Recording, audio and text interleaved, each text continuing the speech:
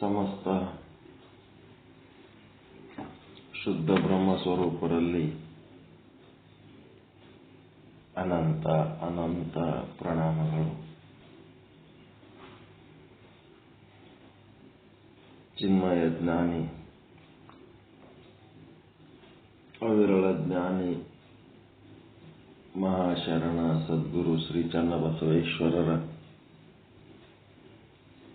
ತ್ಯಾಗಾಂಗದ ವಚನಗಳನ್ನು ಯಶಸ್ವಿಯಾಗಿ ಪೂರೈಸಿ ಭೋಗಾಂಗದ ಪೈಕಿ ಪ್ರಸಾದಿ ಸ್ಥಳದ ವಚನಗಳನ್ನು ನಾವು ನಿರ್ವಚನ ಮಾಡ್ತಾ ಇದ್ದೀವಿ.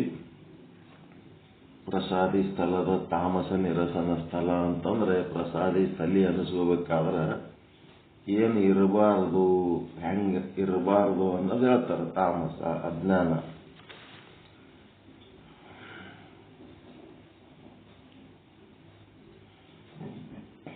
ಪ್ರಸಾದ ಪ್ರಸಾದವೆಂದು ಹೆಸರಿಟ್ಟುಕೊಂಡು ನುಡಿವಿರಿ. ಎಲ್ಲಿ ನೋಡಿದಲ್ಲಿ ಪ್ರಸಾದ ಪ್ರಸಾದ ಅಂತೇಳಿ ಅಂತೀರಿ. ಪ್ರಸಾದ ಎಲ್ಲರಿಗೂ ಎಲ್ಲಿಯುವುದೋ, ಎಲ್ಲರಿಗೂ ಪ್ರಸಾದ ಸಿಗ್ಲಕ್ಕ ಅದೇನು ಹುಡುಗಾಟ ಏನು? ಎಲ್ಲರಿಗೂ ಸಿಗಂಗಿಲ್ಲದು. ತನು ಮುಟ್ಟಿ ಕೊಂಬುವುದು ಪ್ರಸಾದವಲ್ಲ, ಮನ ಮುಟ್ಟಿ ಕೊಂಬುವುದು ಪ್ರಸಾದವಲ್ಲ, ಧನ ಮುಟ್ಟಿ ಕೊಂಬುವುದು ಪ್ರಸಾದವಲ್ಲ. ನೋಡ್ರಿ ಹೆಂಗ ತನು ಮುಟ್ಟಿ ಕೊಂಬುವುದು ಅಂತಂದ್ರ ಹೊಟ್ಟಿ ತುಂಬಿಸ್ಕೊಳಕ ಬಾಯಿ ರುಚಿಗೆ ಹೋಗಿ ಪ್ರಸಾದ ಅಂತೇಳಿ ತಿಂದ್ರ ಅದು ಪ್ರಸಾದ ಆಗಂಗಿಲ್ಲ. ಮನ ಮುಟ್ಟಿ ಕೊಂಬುವುದು, ಆ ಪ್ರಸಾದದೊಳಗ ಒಂದೇ ಒಂದು ಭಾವನೆ, ಪರಮಾತ್ಮನ ಭಾವನೆ. ಇದು ಪರಮಾತ್ಮ ನಿನ್ನ ಒಂದು ಕರುಣೆಯಪ್ಪ ಅಂತ ಒಂದು ಭಾವನೆ. ಅದು ಬಿಟ್ರೆ ಮತ್ತು ಬೇರೆ ಏನು ಇರಬಾರ್ದು. ಹೊಟ್ಟಿ ತುಂಬಿಸೋಳಕ ಬಾಯಿ ರುಚಿಗಾಗಿ ಮತ್ತೆ ಮನ ಮುಟ್ಟಿಕೊಂಬುವುದು, ಅದರೊಳಗೆ ಮನಸ್ಸಿನ ಒಂದು ಕಾರ್ಬಾರ ಏನು ಇರಬಾರ್ದಲ್ಲಿ. ಕೇವಲ ಪರಮಾತ್ಮನ ನೆನಹು ಮಾತ್ರ ಇರಬೇಕು. ಅದು ಬಿಟ್ಟರೆ ಮನುಷ್ಯನ ಕೆಲಸ ಇರಬಾರ್ದು. ಮತ್ತೆ ಧನ ಮುಟ್ಟಿಕೊಂಬುವುದು ಅಂತಂದ್ರೆ ನಾ ರೊಕ್ಕ ಹಾಕಿನಿ ಅಂತ ತಲೆಯಾಗಿ ಇಟ್ಕೊಂಡು ಪ್ರಸಾದ ತಗೋಬೇಕಂತ ಅದನ್ನು ಇರಬಾರ್ದು. ತನು ಮನ ಧನ ಇವುದ್ರದ್ದು ಕಾರ್ಬಾರ ಏನು ಇಲ್ಲ ಅದ್ರಾಗ. ಅಲ್ಲಿ ಕೇವಲ ಪರಮಾತ್ಮನ ಒಂದು ಕರುಣೆ, ಪರಮಾತ್ಮನ ಒಂದು ಪ್ರಸಾದ ಅಂತೇಳಿ ಆನಂದ ಪಡುವುದ ಒಂದೇ ಒಂದು ಉದ್ದೇಶ ಇರಬೇಕೆ ಹೊರತು ಇದ್ರೊಳಗೆ ತನು ಮನ ಧನದ ಕೆಲಸ ಏನು ಇರಬಾರ್ದು. ಒಂದು ಪ್ರಸಾದ ತಗೋಬೇಕಾದ್ರ ಅಲ್ಲಿ ಮನಸ್ಸಿನ ಯಾವ ಉದ್ವಿಗ್ನತೆಗಳಾಗ್ಲಿ ಆಸೆಗಳಾಗ್ಲಿ ಅಂಥವೇನು ಅದ್ರಾಗಿರಬಾರ್ದು. ಮತ್ತೆ ಇಂತಿ ತ್ರಿವಿಧ ಸಾಹಿತ್ಯಕ್ಕೆ ಕೊಂಬುವುದು ಪ್ರಸಾದವಲ್ಲ. ತನು ಮನ ಧನಗಳಿಗಾಗಿ ನಾವು ಆ ಒಂದು ಪ್ರಸಾದ ತಗೊಂಡ್ರೆ ಅದು ಪ್ರಸಾದ ಅಲ್ಲ. ಕೈವಡ್ಡಿ ಕೊಂಬಾತ ಗುರುದ್ರೋಹಿ, ಕೈ ನೀಡು ಒಕ್ಕಾತ ಶಿವದ್ರೋಹಿ. ನೋಡ್ರಿ, ಅದು ಬೇಕು ಅಂತೇಳಿ ಭಿಕ್ಷುಕರಿಗತ್ಲೆ ಬಾಯಿ ತೆರ್ಕೊಂಡು ಅಲ್ಲಿ ನಿಂತವ ಗುರುದ್ರೋಹಿ. ಅಲ್ಲಿ ಒಬ್ಬವ ನೀಡ್ಲಕ್ಕೊಬ್ಬವ ನಿಂತಿರ್ತಾನ. ಅವನು ನೀಡೋದ್ರಾಗ ಕಾರ್ಬಾರ ಮಾಡಿದ್ರ ಅವ ಎಂಥದ್ದು ಶಿವದ್ರೋಹಿ. ಇಂಥವ್ರು ಇರ್ತಾರ. ಅದಕ್ಕೆ ಬೇಡುವಾತ ಜಂಗಮನಲ್ಲ, ಬೇಡಿಸಿ ಕೊಂಬಾತ ಭಕ್ತನಲ್ಲ. ಬೇಡ್ಲಾರ್ದೆ ಅವನಿಗೆ ಏನ್ ಬೇಕೋ ಅದು ಸಿಗ್ತಿರ್ಬೇಕು. ಬೇಡೋದಕ್ಕಿಂತ ಮೊದಲೇ ಇವಾಗ ಕೊಟ್ಟಿರ್ಬೇಕು. ಆ ರೀತಿ ಇದ್ರೆ ಭಕ್ತ ಜಂಗಮ. ಅದೇ ರೀತಿ ಬೇಡುವುದು ಮತ್ತು ನೀಡುವುದು ಒಂದ್ ಕಡೆ ಬರೀತಾರೆ ಮುಂದೆ ಚನ್ನಬಸವಣ್ಣನವರು. ದಾನ ಮಾಡುವವರು, ದಾನ ಪಡೆಯುವವರು ಇವರನ್ನ ಏನ್ ಮಾಡ್ಬೇಕಂದ್ರ 3 ಹಾಳೆನ ಮಣ್ಣು ತಂದು ಇವ್ರ ಬಾಯಾಗ ಹಾಕ್ಬೇಕಂತ. ದಾನ ಪಡೆಯವ ತಾನು ಪರಮಾತ್ಮ ಸ್ವರೂಪ ಇದ್ದು ತನ್ನ ಯೋಗ್ಯತೆ ತನಗೆ ಗೊತ್ತಿಲ್ಲದೆ ಭಿಕ್ಷೆ ಬೇಡ್ಲಕತ್ತಾನ. ದಾನ ಪಡೆಯುವ, ದಾನ ಕೊಡುವವ ಏನ್ ಮಾಡ್ಯಾನ, ಎಲ್ಲವೂ ತನು ಮನ ಧನ ಪರಮಾತ್ಮನದು ಇದ್ದಾಗ್ಯೂ ಕೂಡ ಅವುಗಳಲ್ಲಿ ಅವು ತನ್ನು ಅಂತ ತಿಳ್ಕೊಂಡು ನಾವು ದಾನ ಕೊಟ್ಟು ಹೆಸರಾಗ್ಲಕ್ ಹೋಗ್ಲಕತ್ತಾನ. ಇವರಿಬ್ರು ಅಯೋಗ್ಯರದಾರ, ದಾನ ಕೊಡೋರು ದಾನ ತಗೊಳ್ಳೋರು. ಇವರಿಬ್ಬರು ಬಾಯಾಗ 3 ಹಾದಾಗ ಮಣ್ಣು ಹಾಕಂತ ಒಂದ್ ಕಡೆ ವಚನದಾಗ ಬರೀತಾರ. ಅದು ಹೆಂಗದ ದಾಸೋಹ ಪದ್ಧತಿ, ದಾನ ಪದ್ಧತಿ ಒಳಗ ಮೇಲು ಕೀಳು, ಒಬ್ಬವ ಕೊಡವ ಶ್ರೇಷ್ಠ, ಒಬ್ಬವ ಪಡೆಯವ ಕನಿಷ್ಠ ಅಂತ. ಇಲ್ಲಿನೂ ಹಂಗೆ ಅದ ನೋಡ್ರಿ. ಕೈವಡ್ಡಿ ಕೊಂಬು ವಾತ ಗುರುದ್ರೋಹಿ. ತನ್ನೊಳಗ ಅರಿವು ಎಂಬ ಗುರುವನ್ನು ಇಟ್ಕೊಂಡು ದುಡ್ಕೊಂಡು ತಿನ್ನೋದು ಬಿಟ್ಟು ಕೈ ಚಾಚಿ ಬೇಡ್ತಾನಲ್ಲ, ಅವನೊಬ್ಬ ಗುರುದ್ರೋಹಿ. ಮತ್ತೆ ಇನ್ನೊಬ್ಬ ನೀಡವ. ಎಲ್ಲನೂ ನೀಡ್ಲಕತ್ತೀನಿ ಅಂತಂದ್ರ ಅದನ್ನ ನೀಡ್ಲಕ್ಕ ಪರಮಾತ್ಮ ಕೊಟ್ಟದ್ದು ನೀಡ್ಲಕತ್ತಂದ. ಅದು ನಂದು ಅಂತೇಳಿ ಏನ್ ನೀಡ್ತಾನಲ್ಲ ಅವ ಶಿವದ್ರೋಹಿ. ಶಿವನ ಒಂದು ಕರುಣೆ ತನಗಾದ ಇನ್ನೊಬ್ಬರಿಗೆ ನೀಡಂತದ್ದು ಅಂದ್ರೆ ಅದು ಶಿವನ ಕರುಣೆಯ ಹೊರತು ಅವಂದಲ್ಲ. ಅದ್ರೊಳಗೆ ನಾನು ನನ್ನದು ನಂಗ ಇರಬಾರದು ಅಂತ ಹೇಳಿ ಏನಾಗಬೇಕು, ಅಲ್ಲಿ ಕೇವಲ ಒಂದು ಕೈಯಿಂದ ಇನ್ನೊಂದು ಕೈಗೆ ಯಾವ ರೀತಿ ಒಂದು ವಸ್ತುವನ್ನು ಕೊಟ್ಟಾಗ ಒಂದು ಕೈ ಅಂದ್ರ ಬಲಗೈ, ಇನ್ನೊಂದು ಕೈ ಅಂದ್ರೆ ಎಡಗೈ. ಆ ಕೈ ಒಳಗಿನ ವಸ್ತು ಏನದ ಅವು ಬೇರೆ ಅವ್ರದ್ದು ಯಾರ್ದಾರ ಇರ್ಲಕ್ ಸಾಧ್ಯ ಏನು? ಬಲಗೈ ಯಾರ್ದು? ನಮ್ದೇ. ಎಡಗೈನೂ ನಮ್ದೇ.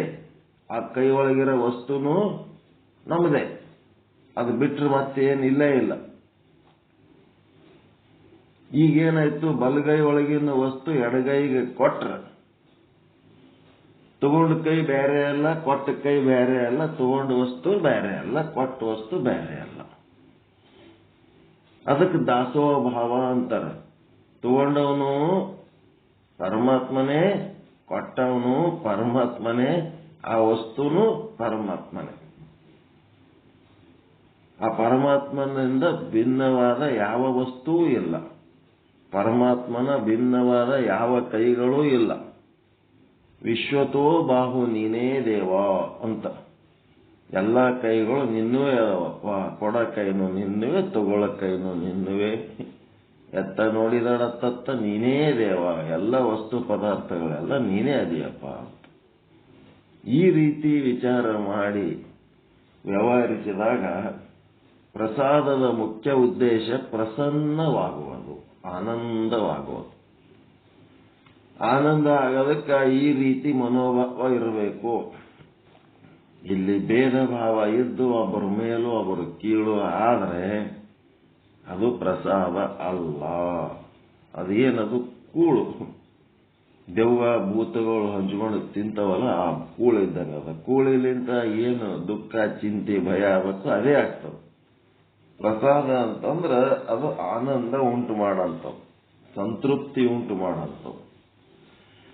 ಮಣಗಟ್ಲೆ ತಿಂದ್ರೆ ಹೊಟ್ಟೆ ತುಂಬಲ, ಸಂತೃಪ್ತಿ ಆಗಲ್ಲ. ದೇವಸ್ಥಾನದವಾದಾಗ ಒಂದು ಸ್ವಲ್ಪ ಏನೋ ಕೊಡ್ತಿರ್ತಾರೆ, ಅದಿಷ್ಟು ತಿಂದ್ರೆ ಎಷ್ಟು ತೃಪ್ತಿ ಆಗ್ತಿರ್ತದೆ, ಆನಂದ ಅನ್ನಿಸ್ತಿರ್ತದೆ. ಅದು ಪ್ರಸಾದದ ಮಹಿಮೆ. ಅದಕ್ಕೆ ಕೈ ಒಡ್ಡಿ ಕೊಂಬುವಾತ ಗುರುದ್ರೋಹಿ, ಕೈ ನೀಡಿ ಇಕ್ಕುವಾತ ಶಿವದ್ರೋಹಿ. ಇದು ಕಾರಣವಾಗಿ ನಮ್ಮ ಕೂಡಲ ಚನ್ನನ್ ಸಂಗನ ಪ್ರಸಾದದ ಮಹಿಮೆಯನ್ನು ಏನೆಂದೇನಯ್ಯ. ಹಿಂಗೆಲ್ಲ ಪ್ರಸಾದಿಸ್ತಲದ್ದು ಇದೆಲ್ಲ ಡಿಟೇಲ್ ಆಗಿ ಎಲ್ಲಿ ಯಾವ ಶಾಸ್ತ್ರದಾಗೂ ಸಿಗಲ್ಲ, ಎಲ್ಲಿ ಸಿಗಂಗಿಲ್ಲ. ಇವು ಶರಣರ ವಚನದೊಳಗೆ ಡೀಪ್ ಆಗಿ ಬರದಾರ, ಆಳವಾಗಿ ಬರದಾರ. ಎಲ್ಲಿ ಹೋದರೂ ಇಂಥವು ಸಿಗಲ್ಲ. ಇಂಥವು ಯಾರು ಡೀಪ್ ಆಗಿ ಕೂತು ಎಲ್ಲಿ ಹೇಳಂಗೂ ಇಲ್ಲ. ಇವೆಲ್ಲ ಹೇಳೋದ್ರಿಂದ ಏನಾಗ್ತದ್ರಿ? ಎಲ್ಲರೂ ಒಂದೇ ಆದ್ರ ನಮ್ಮದೇನು ನಡಿಬೇಕು? ಒಂದಿವ್ಸ ಮಂದಿ ಆಧ್ಯಾತ್ಮಿಕ ರಾಜಕಾರಣಿಗಳಿದ್ದಂಗದಾರ. ಕೊಡವನು ಅವನೇ, ತಗೊಳ್ಳವನು ಅವನೇ, ಹೇಳವನು ಅವನೇ, ಕೇಳವನು ಅವನೇ. ಎಲ್ಲ ಆದ್ಮೇಲೆ ಮತ್ತ ನಾವು ಅಧಿಕಾರ ಹಿಡ್ಕೊಂಡು ಕೂತೀವಿ, ದೊಡ್ಡ ದೊಡ್ಡ ಮಠ ಪೀಠ. ಮತ್ತ ನಮ್ದೇನ್ ಪರಿಸ್ಥಿತಿ ಆಗ್ತದಪ್ಪ? ಎಲ್ಲರೂ ಒಂದೇ ಆದ್ಮೇಲೆ ನಾವು ದೊಡ್ಡವರು ಕೂತೀವಿ. ಹಿಂಗಾಗಿ ಎಲ್ಲರೂ ಸಮಾನ ಆದ್ಮೇಲೆ ನಮ್ಮದೇ ನಡೀತದ ಅಂತೇಳಿ ಇಂಥವು ಯಾರು ಹೇಳಕ್ ಹೋಗಂಗಿಲ್ಲ. ಎಲ್ಲರೂ ಸಮಾನ ಆದ್ಮೇಲೆ ಮತ್ತೆ ನಮ್ಗ್ಯಾರು ಮರ್ಯಾದೆ ಕೊಡ್ತಾರೆ. ಹಿಂಗಾಗ್ಬಿಡ್ತದೆ ಪರಿಸ್ಥಿತಿ. ಪ್ರಸಾದ ಪ್ಲೇಟ್ನಾಗ ಏನು ಬಂದಿರ್ತದ ಅದನ್ನ ಕಂಪ್ಲೀಟ್ ಸ್ವೀಕಾರ ಮಾಡ್ಬೇಕಂತ ಒಂದು ರೂಲ್ಸ್ ಅದ. ಅದರೊಳಗಿಂದ ಏನೂ ಬಿಡಬಾರ್ದು. ಪ್ಲೇಟ್ನಾಗ ಏನು ಬಂದು ನೀಡಿರ್ತಾರ ಅದು ಏನೂ ಬಿಡಬಾರ್ದು. ಅದು ಕಂಪ್ಲೀಟ್ ತಗೋಬೇಕು. ತಗೊಂಡು ಅದನ್ನ ತೊಳ್ಕೊಂಡು ಕುಡಿದು ಆ ತಟ್ಟೆಯನ್ನ ಸ್ವಚ್ಛ ನೀರು ಹಾಕಿ ಒರೆಸಿ ವಿಭೂತಿ ಹಚ್ಚಿ ನೆಕ್ಸ್ಟ್ ನಾವು ಬಂದನಂದ್ರೆ ಊಟಕ್ಕೆ ರೆಡಿ ಇಡಬೇಕು. ಅಷ್ಟು ಕ್ಲೀನ್ ಇರ್ಬೇಕು. ಆ ಪ್ಲೇಟ್ನಾಗ ಏನೂ ಮುಸುರಿ ಬಿಡಬಾರ್ದು, ಕೈ ತೊಳ್ಕೊಂಡು ನೀರು ಬಿಡಬಾರ್ದು. ಮುಸುರಿ ಒಳಗೇನು ಇವು ನುಗ್ಗಿಕಾಯಿ ಸಿಪ್ಪಿ, ಬಿರುಸನು, ಕರಿಬೇವು ಕಡ್ಡಿ ಅಂತವಿದ್ರೆ ಅವು ತೆಗಿಬೇಕು. ಅವೆಲ್ಲ ತಿನ್ಬೇಕಂತ ಹೇಳಕ್ಕೆ ತಿಂದು ಹೊಟ್ಟೆ ಕೆಡಿಸ್ಕೊಳ್ಳೋದು ಇರಂಗಿಲ್ಲ. ಅವು ತೆಗಿಬೇಕು. ಪ್ರಸಾದದ ರೂಲ್ಸ್ ಅದ ಅಂತ ಹೇಳಕ್ಕೆ ಅದ್ರಾಗ ಬಂದದ್ದೆಲ್ಲ ತಿನ್ಬೇಕಂತೇಳಿ. ನಮ್ಮ ಕಡೆ ಮಾವಿನಕಾಯಿ ಮ್ಯಾಲಿಂದ ತಿರುಳು ಸಿಪ್ಪಿ ಅಷ್ಟೇ, ಉಪ್ಪಿನಕಾಯಿ ಹಾಕಂಗಿಲ್ಲ. ಅದ್ರದ್ದು ಒಳಗಿಂದ ಮಾವಿನಕಾಯಿ ಬೀಜ ಸಹಿತ ಕಟ್ ಮಾಡಿ ಹಾಕಿರ್ತಾರ. ಅದು ಉಪ್ಪಿನಕಾಯಿ ಜಲ್ದಿ ಹಣ್ಣಾಗಬಾರ್ದು ಅಂತ ಹೇಳಿ ಆ ಸಿಪ್ಪಿ ಸಹಿತ ಇದು ಒಳಗಿನ ಬೀಜ ಸಹಿತ ಹಾಕಿರ್ತಾರ. ಅದ್ರದ್ದು ಗೊಟ್ಟ ಅಂತೀವಿ ನಾವು ಈ ಕಡೆ. ಗೊಟ್ಟದ ತುಕಡಿ ಇರ್ತದೆ ಮಾವಿನ ಕಾಯಿ ಹೋಳಿನೊಳಗೆ, ಉಪ್ಪಿನಕಾಯಿ ಹೋಳಿನಾಗ. ಮತ್ತು ಅದು ಗೊಟ್ಟದ ತುಕಡಿ ತೆಗೆದಕ್ಕೆ ಒಗಿಬೇಕ ತಿನ್ಬೇಕ ಪ್ರಸಾದಿಕರ ಹೇಳಕ್ಕೆ. ಇಲ್ಲಾಂದ್ರೆ ಅಂಥವು ನಿಡಿಸ್ಕೊಳ್ಳೋಕೆ ಹೋಗಬಾರ್ದು. ಪ್ರಸಾದಿಕರು ಅದರೊಳಗಿಂದ ಏನಾರೇ ತೆಗೆದು ಒಗಿಯಂಥ ಪದಾರ್ಥಗಳಿದ್ದು ಅಂದ್ರೆ ಅಂಥವು ನಿಡಿಸ್ಕೊಳ್ಳೋಕೆ ಹೋಗಬಾರ್ದು. ಇದು ನಮ್ಮ ಪ್ರಸಾದಕ್ಕೆ ಸೂಕ್ತ ಅಲ್ಲ ಅಂತ. ಅದರೊಳಗೆ ಏನಾಯ್ತು, ದೊಡ್ಡ ಮನಿ ಸೊಸಿ ಏನ್ ಮಾಡಿದ್ರು, ಗುರುಗಳು ಬರ್ತಾರ, ಜಂಗಮರು ಬರ್ತಾರ ಅಂತೇಳಿ ಆಕೆ ದೊಡ್ಡದೊಂದು ರತ್ನದ ಮೂಗುತಿ, ವಜ್ರದ ಮೂಗುತಿ ಹಾಕೊಂಡಿದ್ದಳು. ಆಭರಣಗಳು ಹಾಕೊಂಡು ಗುರುಗಳು ಬಂದಾಗ ಉಪಚಾರ ಮಾಡ್ಬೇಕಂತೇಳಿ ಅಲಂಕಾರ ಮಾಡ್ಕೊಂಡಿದ್ದಳು.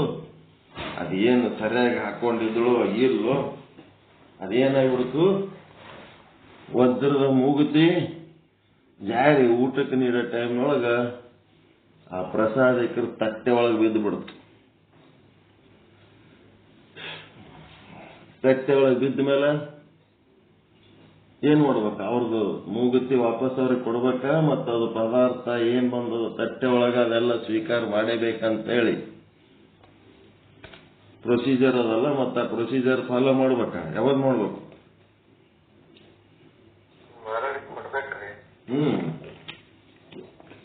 ಆಪತ್ತು ಧರ್ಮ ಅಂತ ಇರ್ತದ.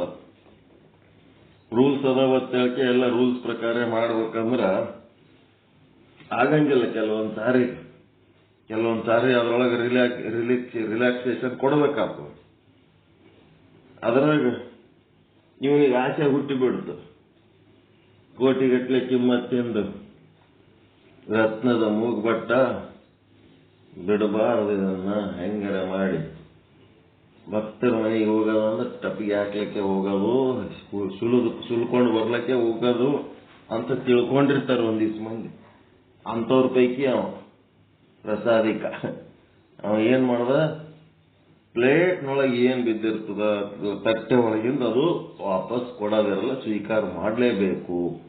ಪ್ರೊಸೀಜರ್ ಹಿಂಗಾದ ಅಂದ ಕೂಡ್ಲೇನೆ ಮನೆಯವ್ರು ಎಲ್ಲರೂ ಆಕೆಗೆ ಸ್ವಚ್ಛಗೆ ಬೈಲಕತ್ರ.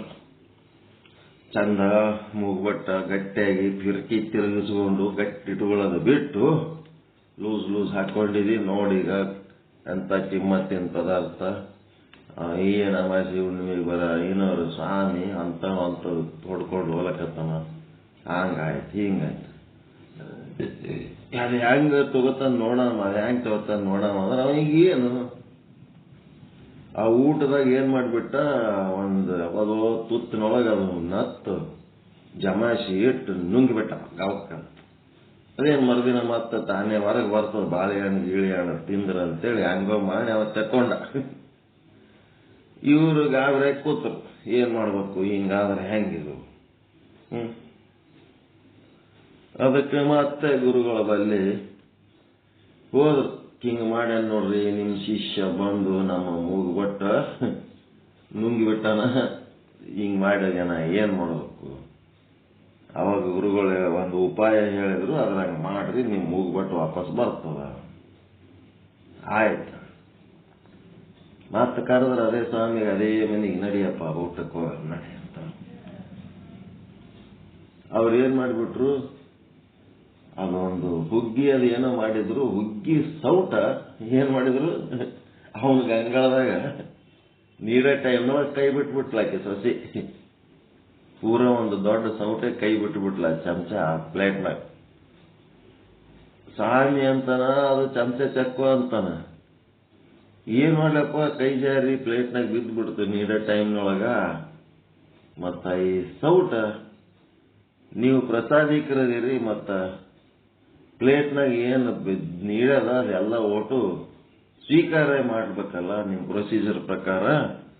ಆ ಸೌಟನ್ನು ಈಗ ಸ್ವೀಕಾರ ಮಾಡ್ರಿ, ನೀವು ಮಾಡ್ಲೇಬೇಕು ಅಂತ ಕೂತ್ಬಿಟ್ಲಕ್ಕೆ ಸೊಸೆ. ಸೌಟ್ ಹೆಂಗ್ ಸ್ವೀಕಾರ ಮಾಡ್ತಾರ? ಮತ್ತ ನಿಮ್ಮದೇ ಪ್ರಸಾದಿಕರ ರೂಲ್ಸ್ ಅದಲ್ಲಪ್ಪ, ಪ್ಲೇಟ್ನಾಗ ಬಂದದ್ ಮತ್ತೆ ವಾಪಸ್ ತೆಗಿಬಾರ್ದು ಅಂತ ಹೇಳಿ. ಮತ್ತೀಗ ಅದೇನೋ ಅಪ್ಪಿ ತಪ್ಪಿ ಬಂದದ, ಮತ್ತ ನಿಮ್ ಕರ್ಮನೋ ಏನು, ಒಟ್ಟು ಅದು ನೀವು ಸ್ವೀಕಾರ ಮಾಡ್ಲೇಬೇಕು. ಸೌಟ್ ಹೆಂಗ್ ಸ್ವೀಕಾರ ಮಾಡ್ತಾರಂತ ಅವನು, ಇಲ್ಲ ನೀನದು ಸ್ವೀಕಾರ ಮಾಡ್ಲೇಬೇಕು. ಹೆಂಗ್ ಮಾಡ್ತಾರಂದ್ರ, ಮತ್ತ ಮೊನ್ನೆ ಮೂಗನತ್ತು ಕಿಮ್ಮತ್ತಿಂದು, ಕೋಟಿಗಟ್ಲೆ ಕಿಮ್ಮತ್ತಿಂದು ರತ್ನದ ಮೂಗಿನ ನತ್ತು ನೀನು ಸ್ವೀಕಾರ ಮಾಡಿದಿ. ಅದು ಹೆಂಗ್ ಸ್ವೀಕಾರ ಮಾಡಿದಿ, ಅದರಂಗೆ ಇದನ್ನು ಸ್ವೀಕಾರ ಮಾಡು. ಇಲ್ಲ ಇಂಥ ಸೌಟು ಸ್ವೀಕಾರ ಮಾಡ್ಲಕ್ ಸಾಧ್ಯ ಇಲ್ಲ, ಮತ್ತ ಇದು ಸ್ವೀಕಾರ ಮಾಡ್ಲಕ್ ಸಾಧ್ಯ ಇಲ್ಲ ಅಂದ್ರೆ ಅದು ಹೆಂಗ್ ಸಾಧ್ಯ ಆಯ್ತು? ಹಿಂಗಾಗಿ ಒಂದು ಈ ಸೌಟು ಸ್ವೀಕಾರ ಮಾಡಿ ಹೋಗ್ ಮನಿ, ನಿನ್ನ ಮಠ ಕರೆ ಹೋಗು, ಆಶ್ರಮ ಕರೆ ಹೋಗು. ಇಲ್ಲ ಅಂತಂದ್ರ ಆ ಮೂಗ್ಬಟ್ಟು ವಾಪಸ್ ತಂದು ಕೊಡು, ಎರಡರಾಗ ಒಂದು. ಮತ್ತೀಗ ಏನ್ ಮಾಡ್ಬೇಕಪ್ಪ? ಏನ್ ಮಾಡ್ದ? ಮೂಗ್ಬಟ್ಟು ತಂದು ಕೊಟ್ಟ. ಮೂಗ್ಬಟ್ಟು ತಂದು ಕೊಟ್ಟು ಬುದ್ಧಿ ಕಲ್ತು ಬಾವು ಹಿಂಗಿರ್ತಾವ. ಗೊತ್ತಿತ್ತೇನಿದು ದೃಷ್ಟಾಂತ ಮೊದಲ ಯಾರಿಗರೆ?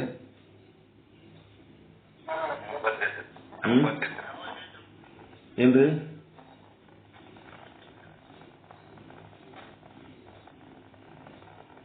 ಪ್ರಸಾದ ಅಂತೀವಲ್ಲ, ಅಂತ ಪ್ರಸಾದದ ವಿಚಾರ ಬಂದ ಹೊತ್ನಾಗ ಇವೆಲ್ಲ ದೃಷ್ಟಾಂತಗಳು ಸಾಮಾನ್ಯವಾಗಿ ಹೇಳ್ತಾರೆ.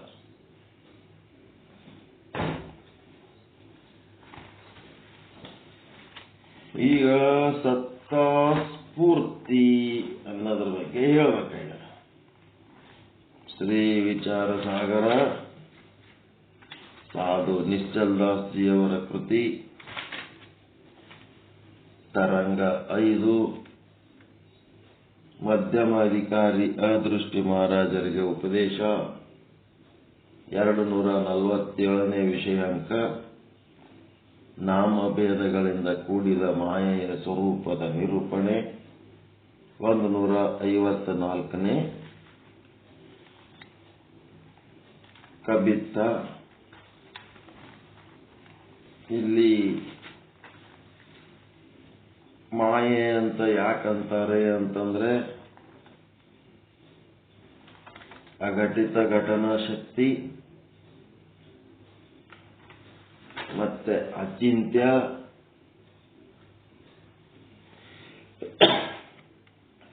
ಮತ್ತೆ ನಮ್ಮ ಯುಕ್ತಿಗೆ ನಿಲುಕುವುದಿಲ್ಲ. ಮತ್ತೇನದಪ್ಪ ಅಂತಂದ್ರ ಯಾವ ಸಾಮಗ್ರಿಗಳು ಮೂಲ ಸಾಮಗ್ರಿಗಳಿಲ್ಲದೆ ಜಗತ್ತು ತಯಾರಾಗ್ತದ, ಜಗತ್ತಿನ ವಸ್ತುಗಳನ್ನು ತಯಾರು ಮಾಡ್ತದ. ಇಂದ್ರಜಾಲದ ಉಪಾಧಿಯಲ್ಲಿ ಮಾಂತ್ರಿಕ ಮಾಟ ಮಂತ್ರ ಮಾಡವ ಹೆಂಗ ಏನೂ ಇಲ್ಲದಲ್ಲಿ ಒಂದೇನೋ ತಯಾರು ಮಾಡಿ ತೋರಿಸ್ತಾನಲ್ಲ, ಹಂಗ ಇದು ಮಾಯ ಏನ್ ಮಾಡ್ತದ, ಯಾವ ಮೂಲ ಸಾಮಗ್ರಿಗಳು ಇಲ್ಲದೆ ಇಂದ್ರಜಾಲಿಕವಾದ ಸೃಷ್ಟಿ ಹೆಂಗ ಮಾಂತ್ರಿಕ ಮಾಡ್ತಾನೋ ಅದೇ ರೀತಿ ಮೂಲ ಸಾಮಗ್ರಿಗಳಿಲ್ಲದೆ ಈ ಜಗತ್ತಿನ ವಸ್ತುಗಳನ್ನ ಸೃಷ್ಟಿ ಮಾಡುವ ಕೆಲಸ, ಸೃಷ್ಟಿ ಮಾಡುವ ಸಾಮರ್ಥ್ಯ ಆ ಮಾಯೆಗೆ ಆದ. ಅದಕ್ಕೆ ನಾವು ತಿಳ್ಕೊಂಡಿವಿ ಕೋಳಿ ಮೊದಲು ತತ್ತಿ ಮೊದಲು. ಕೋಳಿಲಿಂತ ತತ್ತಿ ಆಗ್ಯದ, ತತ್ತಿಲಿಂತ ಕೋಳಿ ಆಗ್ಯದ, ಇಷ್ಟೇ ನಮ್ಮ ಬುದ್ಧಿ. ಆದ್ರ ಕೋಳಿ ಎದರಿಂದ ಆಗ್ಯದ ಅಂತಂದ್ರ ತತ್ತಿ ಇಲ್ಲದೆ ಕೋಳಿಯನ್ನು ಸೃಷ್ಟಿ ಮಾಡುವಂತ ಸಾಮರ್ಥ್ಯ ಮಾಯೆಗೆ ಆದ. ಕೋಳಿ ಇಲ್ಲದೆ ತತ್ತಿಯನ್ನು ಸೃಷ್ಟಿ ಮಾಡ್ತದ, ತತ್ತಿ ಇಲ್ಲದೆ ಕೋಳಿಯನ್ನು ಸೃಷ್ಟಿ ಮಾಡುವ ಸಾಮರ್ಥ್ಯ ಆ ಮಾಯೆಗೆ ಆದ. ಹೀಗಾಗಿ ಮೊದಲ ಒಂದು ಕೋಳಿ ಒಂದು ತತ್ತಿಯನ್ನ ಸೃಷ್ಟಿ ಮಾಡಿ ಆಮೇಲೆ ಸೃಷ್ಟಿಯ ಕ್ರಮ, ತತ್ತಿಲಿಂತ ಕೋಳಿ, ಕೋಳಿಲಿಂತ ತತ್ತಿ ಅಂತೇಳಿ ಅದು ಕ್ರಮ, ಚಕ್ರಾಕಾರವಾಗಿ ಅದು ಕ್ರಮ. ಮೊದಲ ಒಂದು ಕೋಳಿ ಒಂದು ತತ್ತಿಯನ್ನು ಸೃಷ್ಟಿ ಮಾಡಿ ಅಪಂಚೀಕೃತ ಪಂಚಭೂತಗಳಿಂದ ಪಂಚೀಕೃತ ಹೊಂದಿ ಒಂದು ಕೋಳಿ ಒಂದು ತತ್ತಿ ಸೃಷ್ಟಿ ಮಾಡಿ ಆಮೇಲೆ ಮುಂದೇನಾಗ್ತದ ಅದರದ್ದು ಮುಂದಿಂದ ಸೃಷ್ಟಿಯ ಕ್ರಮ ಹೆಂಗ ಅಂತೇಳಿ ಅದಕ್ಕೊಂದು ವಿಧಾನ ಮಾಡಿ ಕೊಡ್ತಾರೆ.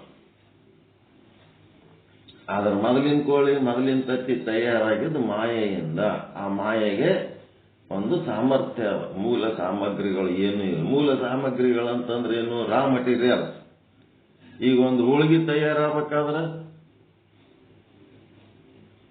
ಒಂದು ಹೋಳಿಗೆ ತಯಾರಾಗಬೇಕಾಯ್ತಂತಂದ್ರ ಅದಕ್ಕೆ ಗೋಧಿ ಹಿಟ್ಟು, ಕಣಕ, ಬ್ಯಾಳಿ, ಬೆಲ್ಲ, ಎಣ್ಣೆ ಏನೇನೋ ಬೇಕಲ್ಲ.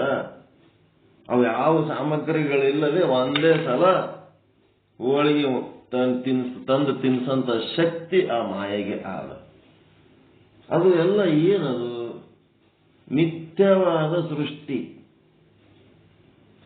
ಎಲ್ಲನೂ ಮಿಥ್ಯವಾದ ಸೃಷ್ಟಿ. ಅಲ್ಲಿರೋದು ಬ್ರಹ್ಮ ಒಂದೇ. ಬ್ರಹ್ಮನೇ ಹೋಳಿಗೆ ರೂಪದಲ್ಲಿ, ಬ್ರಹ್ಮನೇ ರಾ ಮಟೀರಿಯಲ್ಸ್ ರೂಪದಲ್ಲಿ, ಬ್ರಹ್ಮನೇ ಕೋಳಿ ರೂಪದಲ್ಲಿ, ಬ್ರಹ್ಮನೇ ತತ್ತಿ ರೂಪದಲ್ಲಿ, ಬ್ರಹ್ಮನೇ ಮಾಯ. ಅವನಿಗೆ ತನ್ನ ಮನಸ್ಸಿಗೆ ಒಂದು ಆಕಾರಗಳು ತಾತನ, ತನ್ನ ಮನಸ್ಸಿಗೆ ಒಂದು ಲೀಲೆಗಳು ಮಾಡ್ತಾನೆ. ಆ ಪರಮಾತ್ಮನ ಲೀಲೆ ಒಂದು ಗಂಡು ಒಂದು ಹೆಣ್ಣು ಕೂಡಿದ್ರೆ ಒಬ್ಬ ಮನುಷ್ಯ ಹುಡ್ತಾನ ಅನ್ನೋದು ನಮ್ಮ ಬುದ್ಧಿ ಅಷ್ಟೇ, ಪ್ರಕೃತಿ. ಆ ಪರಮಾತ್ಮ ಮನುಷ್ಯನ ರೂಪ ಧಾರಣೆ ಮಾಡಿ ಬರ್ಬೇಕಾದ್ರೆ ಅವ ಗಾಳಿಲಿಂತು ಬರ್ಬೋದು, ಅಗ್ನಿಲಿಂತು ಬರ್ಬೋದು, ಆಕಾಶಲಿಂತು ಬರ್ಬೋದು, ಪೃಥ್ವಿಲಿಂತು ಬರ್ಬೋದು, ಜಲದಿಂದಲೂ ಬರ್ಬೋದು. ಏನೂ ಇಲ್ಲದ ಮೂಲ ವಸ್ತುಗಳು ಇಲ್ಲದೆ ಅವನು ಆ ದೇಹಗಳನ್ನು ಧಾರಣೆ ಮಾಡಿ ಬರ್ಬೋದು. ಆ ಸಾಮರ್ಥ್ಯ ಅವನಿಗೆ ಅದ. ಆ ಸಾಮರ್ಥ್ಯವನ್ನ ಪ್ರಶ್ನಿಸುವುದಕ್ಕೆ ನಮ್ಮಲ್ಲಿ ಯಾವ ಸಾಮರ್ಥ್ಯಗಳು ಇಲ್ಲ. ಅಂತ ಒಂದು ಬುದ್ಧಿವಂತಿಕೆ ತೋರಿಸಿದ್ರೆ ಅದೆಲ್ಲ ಅನುಚಿತ ಅಷ್ಟೇ. ಅದೇ ಹಂಗ ಇದೇ ಹಂಗ. ಆ ಸಾಮರ್ಥ್ಯ ಅವರಿಗೆ, ಆ ಸ್ವಾತಂತ್ರ್ಯ ಅದ ಆ ಪರಮಾತ್ಮನಿಗೆ.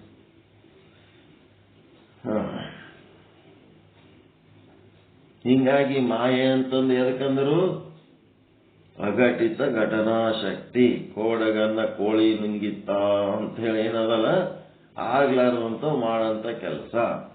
ಅಚಿಂತ್ಯ ಅಂತಂದ್ರೆ ನಮ್ಮ ಚಿಂತನೆಗೆ ಅದು ನಿಲ್ಕುವುದಿಲ್ಲ, ಯುಕ್ತಿಯಿಂದ ಪಡೆದುಕೊಳ್ಳಲು ಆಗುವುದಿಲ್ಲ. ಮತ್ತೆ ಮೂಲ ಸಾಮಗ್ರಿಗಳು, ರಾ ಮಟೀರಿಯಲ್ಸ್ ಇಲ್ಲದೆಯೇ ಸಿದ್ಧ ವಸ್ತುಗಳನ್ನ ಸೃಷ್ಟಿ ಮಾಡಿ ಕೊಡುವಂತ ಸಾಮರ್ಥ್ಯ ಆ ಒಂದು ಮಾಯೆಗೆ ಆದ. ಮತ್ತದಕ್ಕೆ ಅವಿದ್ಯಾ ಅಂತ ಯಾಕಂತಾರ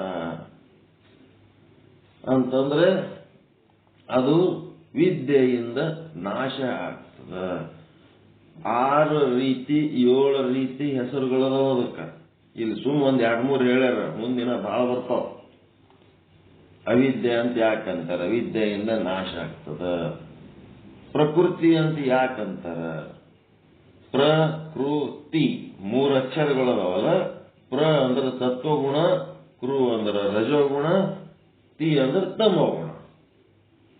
ಈ ಮೂರು ಇರುವುದರಿಂದ ಆ ಸತ್ವ ರಜ ತಮಗುಣಗಳನ್ನು ಉಳ್ಳಂತದಕ್ಕೆ ಪ್ರಕೃತಿ ಅಂತಾರೆ. ಮತ್ತೆ ಪ್ರಧಾನ ಅಂತಾರೆ. ಪ್ರಧಾನ ಅಂತಂದ್ರೆ ಗೂಡೋನ್ ಇದ್ದಂಗದು. ಈ ಸೃಷ್ಟಿ ಏನಾಗ್ಯದಲ್ಲ, ಈ ಸೃಷ್ಟಿಗಿಂತ ಇದರ ಪೂರ್ವದ ಸೃಷ್ಟಿಯಲ್ಲಿ ಪ್ರಳಯ ಕಾಲದಲ್ಲಿ ಆ ಪೂರ್ವ ಸೃಷ್ಟಿಯ ಎಲ್ಲಾ ಪದಾರ್ಥಗಳನ್ನ ತನ್ನೊಳಗೆ ತುಂಬಿಟ್ಟುಕೊಂಡದು. ತನ್ನೊಳಗೆ ತುಂಬಿಟ್ಟುಕೊಂಡಿಗೆ ಗೂಡೋನ್ ಹೆಂಗಿರ್ತದ, ಗೂಡೋನ್ದಾಗಿರೋ ಪದಾರ್ಥಗಳು ಹೆಂಗಿರ್ತಾವ, ಅವು ಏನಾರ ಎಲ್ಲರ ಕಾಣ್ತಾವೇನವು? ಉದಾಸೀನ ಅವಸ್ಥೆಯೊಳಗಿರ್ತಾವಲ್ರಿ ಅವು. ಗೂಡೋನ್ ಆಗ್ಲಿ, ಗೂಡೋನಿನ ಪದಾರ್ಥಗಳಾಗ್ಲಿ ಎಲ್ಲ ಗೂಡೋನು ತನ್ನೊಳಗೆ ಇಟ್ಕೊಂಡ್ಕೆ ನನ್ನ ಬಲ್ಲಿ ಈಟ ಆದ ಏನಾರ ಹೇಳ್ಕೊತದೇನದು? ಎದ್ದು ಇಲ್ದಂಗ ಉದಾಸೀನವಾಗಿ ಹೆಂಗಿರ್ತದೋ ಹಾಂಗ ಈ ಪ್ರಕೃತಿ ಏನದ, ಹಿಂದಿನ ಸೃಷ್ಟಿ ಒಳಗಿನ ಪದಾರ್ಥಗಳು ಪ್ರಳಯ ಆಗುವಾಗ ಅವೆಲ್ಲ ತನ್ನೊಳಗೆ ಇಟ್ಕೊಂಡು ಉದಾಸೀನವಾಗ್ಯದ. ಆದೋ ಇಲ್ಲೋ ಅನ್ನಂಗದ, ಎಲ್ಲನೂ ತನ್ನೊಳಗೆ ಇಟ್ಕೊಂಡು ಕೂತದೋ. ಪ್ರಧಾನ ಅಂತಾರೆ. ಶಕ್ತಿ ಅಂತಾರೆ. ಶಕ್ತಿ ಅಂತ ಯಾಕಂತಾರ ಅಂದ್ರೆ ಅದು ಶಕ್ತನನ್ನ, ಶಿವನನ್ನ ಆಶ್ರಯಿಸಿದ ಕಾರಣ. ಶಿವ ಸರ್ವಶಕ್ತ ಅದನಲ್ಲ, ಆ ಶಕ್ತನನ್ನು ಆಶ್ರಯಿಸಿದ ಕಾರಣ. ಶಕ್ತನನ್ನದು ಯಾಕೆ ಆಶ್ರಯಿಸಿದ ಅಂತಂದ್ರ ಶಕ್ತಿಗೆ ಸ್ವತಂತ್ರವಾದ ಇರುವಿಕೆ ಇಲ್ಲ. ಯಾವ ರೀತಿ ಆಭರಣಕ್ಕೆ ಸ್ವತಂತ್ರವಾದ ಇರುವಿಕೆ ಇಲ್ಲ, ಆ ಬಂಗಾರವನ್ನ ಆಶ್ರಯಿಸಿದಾಗಲೇ ಅದು ಆಭರಣ ಅನಿಸುತ್ತದೆ. ಯಾವ ರೀತಿ ಮಡಿಕೆಗೆ ಸ್ವತಂತ್ರವಾದ ಅಸ್ತಿತ್ವ ಇಲ್ಲ, ಆ ಮಡಿಕೆ ಮಣ್ಣನ್ನು ಆಶ್ರಯಿಸಿದಾಗಲೇ ಅದು ಮಡಿಕೆ ಅನಿಸುತ್ತದೆ. ಹಂಗ ಶಕ್ತಿ ಅಂತ ಯಾಕೆ ಅನಿಸುತ್ತದ ಅಂತಂದ್ರ ಶಕ್ತನನ್ನು ಆಶ್ರಯಿಸಿದ ಕಾರಣ ಅದು ಶಕ್ತಿ ಅನಿಸುತ್ತದ. ಹಿಂಗ ನಾನಾ ರೀತಿ ಹೆಸರುಗಳು. ಅಜ್ಞಾನ ಅಂತ ಯಾಕೆ ಅನಿಸುತ್ತದ ಇದು ಅಂತಂದ್ರ ಆ ಒಂದು ಬ್ರಹ್ಮನನ್ನ ಆಶ್ರಯಿಸಿ ಬ್ರಹ್ಮನನ್ನೇ ಗುರುತಿಸಿದ ಹಾಗೆ ನಮಗ ನಮ್ಮ ಸ್ವರೂಪ ಗುರುತಿಸ್ಲಕ್ ಬರ್ಲಾರ್ದಂಗ, ನಮ್ಮನ್ನ ನಾವು ತಿಳ್ಕೊಳಕ್ ಬರ್ಲಾರ್ದಂಗ ಮುಚ್ಚಾಕಿದಲ್ಲ, ಆದ ಕಾರಣ ಅದಕ್ಕೆ ಅಜ್ಞಾನ ಅಂತಾರೆ. ಸ್ವ ಆಶ್ರಯ ಸ್ವ ವಿಷಯ ಅಂತಂದ್ರ ಅದೇನ್ರಿ, ತಾನೇ ಆಶ್ರಯ ಕೊಟ್ಟು ತಾನೇ ಮುಚ್ಕೊಳ್ಳೋದಂದ್ರ ಬ್ರಹ್ಮ ಏನು ಅಷ್ಟು ದಡ್ಡನ? ಬ್ರಹ್ಮಗೇನು ಅಷ್ಟು ಜ್ಞಾನ ಇಲ್ಲೇನು? ಅಜ್ಞಾನಕ್ಕೆ ಆಶ್ರಯ ಕೊಟ್ಟು ಅಜ್ಞಾನದಿಂದ ತಾನೇ ಮುಚ್ಚಾಕೊಳ್ಳಷ್ಟು ಅವ ದಡ್ಡವನೇನು ಅಂತ ಪ್ರಶ್ನೆ ಬರ್ತದೆ. ಅದಕ್ಕೆ ಬ್ರಹ್ಮನಲ್ಲಿ 5 ವಿಶೇಷಣಗಳದವ. ಸದ್ರೂಪ, ಚಿದ್ರೂಪ, ಆನಂದ ರೂಪ, ನಿತ್ಯ ರೂಪ, ಪರಿಪೂರ್ಣ ರೂಪ. ಆ 5 ವಿಶೇಷಣಗಳ ಪೈಕಿ ಈ ಅಜ್ಞಾನಕ್ಕ ಆ ಬ್ರಹ್ಮ ಎಲ್ಲಿ ಆಶ್ರಯ ಕೊಟ್ಟಾನಂದ್ರೆ ಸದ್ರೂಪದಾಗ ಆಶ್ರಯ ಕೊಟ್ಟಾನ. ಸದ್ರೂಪದಾಗ ಆಶ್ರಯ ಕೊಟ್ಟದ್ದಕ್ಕ ಏನಾಗ್ಯದಪ್ಪ ಅಂತಂದ್ರ ಜ್ಞಾನ, ಅಜ್ಞಾನ ಎಲ್ಲದಕ್ಕೂ ಅದು ವಿರೋಧಿ ಇಲ್ಲ. ಜ್ಞಾನಕ್ಕ ವಿರೋಧಿ ಇಲ್ಲ, ಅಜ್ಞಾನಕ್ಕೂ ವಿರೋಧಿ ಇಲ್ಲ. ಸದ್ರೂಪ ಸತ್ಯಕ್ಕೂ ವಿರೋಧಿ ಇಲ್ಲ, ಮಿಥ್ಯಕ್ಕೂ ವಿರೋಧಿ ಇಲ್ಲ,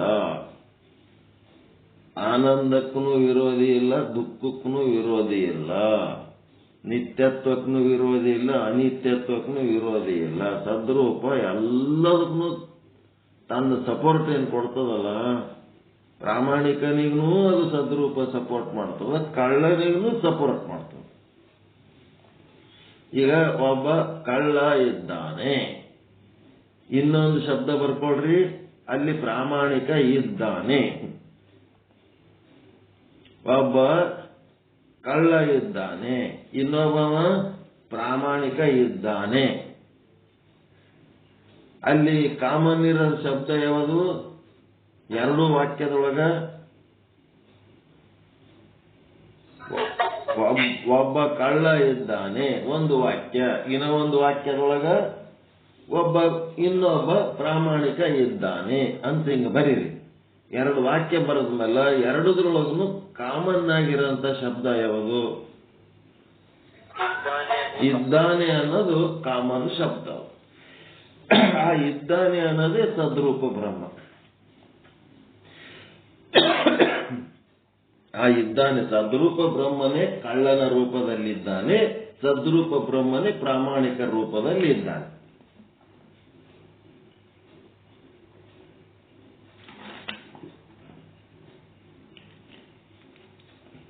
ಅದೇ ರೀತಿ ನೀವು ಚಿದ್ರೂಪ ಬ್ರಹ್ಮದಲ್ಲಿ ನೀವು ಏನಾಗ್ತದ, ಚಿದ್ರೂಪ ಬ್ರಹ್ಮತ್ವದಲ್ಲಿ ಈ ರೀತಿ ಶಬ್ದಗಳನ್ನ ಬರೀಲಿಕ್ಕೆ ಬರಂಗಿಲ್ಲ. ಅಲ್ಲಿ ಕೇವಲ ಅಹಂ ಬ್ರಹ್ಮಾಸ್ಮಿ ಅಂದ್ರೆ ತತ್ವಜ್ಞಾನವನ್ನ ಪಡ್ಕೊಂಡಂತ ವಿಹಿತ ಕರ್ಮಗಳನ್ನು ಮಾತ್ರ ಆಚರಿಸುವಂತ ಒಂದು ವ್ಯಕ್ತಿತ್ವ ಅಲ್ಲಿರುವ ಕಾರಣ ಆ ಚಿದ್ರೂಪ ಬ್ರಹ್ಮದ ವಿಶೇಷಣ ಏನದಲ್ಲ, ಆ ಕಳ್ಳನಿಗೆ ವಿರೋಧಿ ಆಗ್ಯದ. ಸದ್ರೂಪ ಬ್ರಹ್ಮ ಏನದ, ಕಳ್ಳನಿಗೆ ವಿರೋಧಿ ಅಲ್ಲ. ಹೀಗಾಗಿ ನಾವು ಕಳ್ಳ ಇದ್ದಾನೆ ಅಂತಂದ್ರ ಅದು ಚಿದ್ರೂಪ ಬ್ರಹ್ಮದ ವಿಶೇಷಣದಲ್ಲಿ ಬರಂಗಿಲ್ಲ. ಪ್ರಾಮಾಣಿಕ ಇದ್ದಾನೆ ಅನ್ನೋದು ಮಾತ್ರ ಅಲ್ಲಿ ಬರ್ತದೆ. ಯಾಕಂತಂದ್ರೆ ಬೆಳಕು ಇದೆ ಹೇಳಬೇಕು, ಆದ್ರೆ ಬೆಳಕಿನ ಜೊತೆಗೆ ಕತ್ತಲೆಯೂ ಇದೆ ಅಂತ ಹೇಳಲಕ್ಕ ಚಿದ್ರೂಪ ಬ್ರಹ್ಮದಾಗ ಬರಂಗಿಲ್ಲ, ಸದ್ರೂಪ ಬ್ರಹ್ಮದಾಗ ಬರ್ತದ ಆ ಮಾತು. ಸದ್ರೂಪ ಬ್ರಹ್ಮದೊಳಗೆ ಬೆಳಕು ಮತ್ತು ನೆರಳು ಎರಡೂ ಸೇರಿ ಆ ನೆರಳಿಗೂ ಸದ್ರೂಪನೇ ಏನ್ ಮಾಡಿದ, ತನ್ನ ಸತ್ತಾಸ್ಫೂರ್ತಿ ಕೊಟ್ಟದ. ಚಿದ್ರೂಪನ ಅದೇನ್ ಮಾಡಿದ, ಪ್ರಖರವಾದ ಮಸೂರದ ಮೂಲಕ ಬರುವ ಆ ಕಿರಣಕ್ಕೂ ಆ ಸದ್ರೂಪ ಬ್ರಹ್ಮನೇ ತನ್ನ ಸತ್ತಾಸ್ಫೂರ್ತಿ ಕೊಟ್ಟದ. ಕಳ್ಳನಿಗೂ ಸದ್ರೂಪ ಬ್ರಹ್ಮನೇ ಸತ್ತಾಸ್ಫೂರ್ತಿ ಕೊಟ್ಟದ. ಮತ್ತೆ ಪ್ರಾಮಾಣಿಕೆಗಿನಿಗೂ ಆ ಒಂದು ಸದ್ರೂಪವೇ ಸತ್ತಾಸ್ಫೂರ್ತಿ ಕೊಟ್ಟದ. ಆದ್ರೆ ಈ ಚಿದ್ರೂಪ ಏನದ, ಕಳ್ಳನಿಗೆ, ಅಜ್ಞಾನಿಗೆ, ಅವಿವೇಕಿಗೆ ಮತ್ತಿನ್ನೇನಂತ ಪ್ರಾಮಾಣಿಕರಿಗೆ ಅದು ಸತ್ತಾಸ್ಫೂರ್ತಿ ಕೊಡಂಗಿಲ್ಲ. ಅದು ಕೇವಲ ಪ್ರಾಮಾಣಿಕನಿಗೆ, ಧರ್ಮ ಮಾರ್ಗದಲ್ಲಿರುವವರಿಗೆ ಮಾತ್ರ ಅದು ಸತ್ತಾಸ್ಫೂರ್ತಿಯನ್ನು ಕೊಡ್ತದೆ ಚಿದ್ರೂಪ. ಅಪ್ರಾಮಾಣಿಕತ್ವಕ್ಕೆ ಅದು ವಿರೋಧಿ ಅದ ಚಿದ್ರೂಪ. ಸದ್ರೂಪ ಅದು ವಿರೋಧಿ ಇಲ್ಲ. ಯಾವುದಕ್ಕೂ ವಿರೋಧಿ ಇಲ್ಲದಂತ ಒಂದು ತತ್ವನು ಬೇಕಲ್ಲ ನಮ್ಮ ಜೀವನದಾಗ.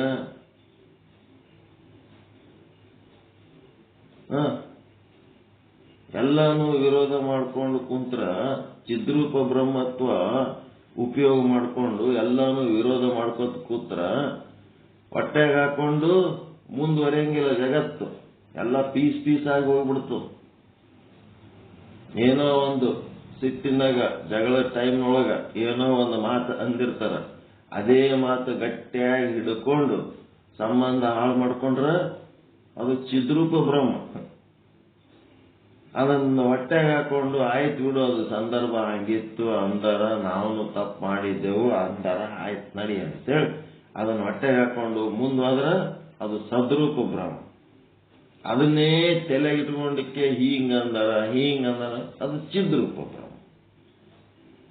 ಅಂದದ್ರ ಬಗ್ಗೆ ಕೆಟ್ಟದ್ರ ಬಗ್ಗೆ ಅರಿವು ಇಟ್ಕೊಂಡು ಕೆಟ್ಟದ್ದನ್ನ ತ್ಯಜಿಸಿ ಒಳ್ಳೆಯದನ್ನೇ ಇಟ್ಕೋಬೇಕು. ವಿವೇಕ ಜಾಗೃತಿ ಆಗಬೇಕಾದ್ರೆ ಚಿದ್ರೂಪ ಬ್ರಹ್ಮ ಬೇಕು. ಒಳ್ಳೆಯದು ಕೆಟ್ಟದು ಎರಡು ಹೊಟ್ಟೆಗೆ ಹಾಕೊಂಡು ಮುಂದೆ ಹೋಗ್ಬೇಕಾದ್ರೆ ಸದ್ರೂಪ ಬ್ರಹ್ಮ ಬೇಕು. ಸದ್ರೂಪ ಬ್ರಹ್ಮ ಇಲ್ಲ ಅಂತಂದ್ರೆ ಜೀವನ ಬಹಳ ಕಷ್ಟ ಆಗ್ತವೆ. ಮಾನವ ಇದ್ದಾಗ ಚಿದ್ರೂಪ ಬ್ರಹ್ಮದ ತತ್ವ ಏನ್ ಮಾಡ್ತದ, ಸಂಭ್ರಮ ಪಡ್ತವ.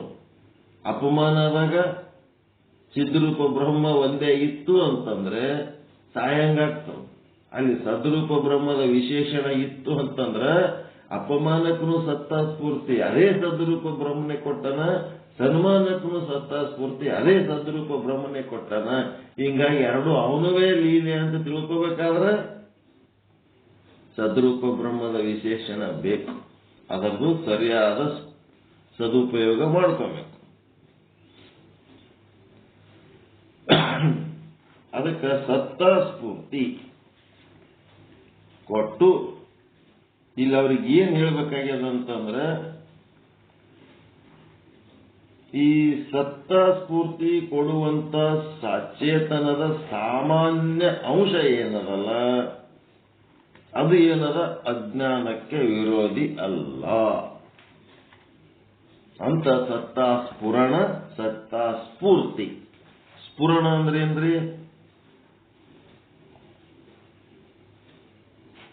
ಸ್ಫುರಣ ಅಂದ್ರೆ ಏನ್ರಿ? ಉತ್ಪತ್ತಿ ಆಗೋದು. ಸ್ಫುರಣ ಅಂದ್ರೆ ಉತ್ಪತ್ತಿ ಆಗೋದು. ಎಂತ ಉತ್ಪತ್ತಿ ಅದು?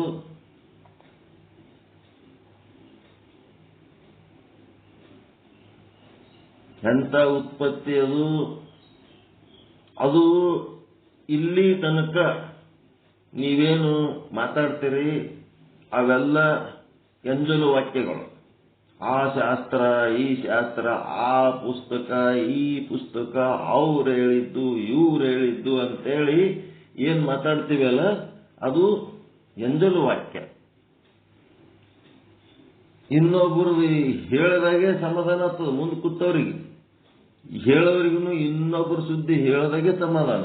ನಿಶ್ಚಲದವಸರು ಹೀಗೆ ಹೇಳಿದ್ದಾರೆ, ಬಸವಣ್ಣನವರು ಹಾಗೆ ಹೇಳಿದ್ದಾರೆ, ಅಕ್ಕ ಮಹಾದೇವಿ ಹೀಗೆ ಹೇಳಿದ್ದಾರೆ ಅಂತೇಳಿ ಅವ್ರದ್ದು ಸುದ್ದಿ ಹೇಳಿದ್ದು ಕೇಳಿದ್ದು ಇದೆಲ್ಲ ಎಂಜಲು ವಾಕ್ಯದ ಪ್ರವಚನ ಕೇಳಿದ್ದು.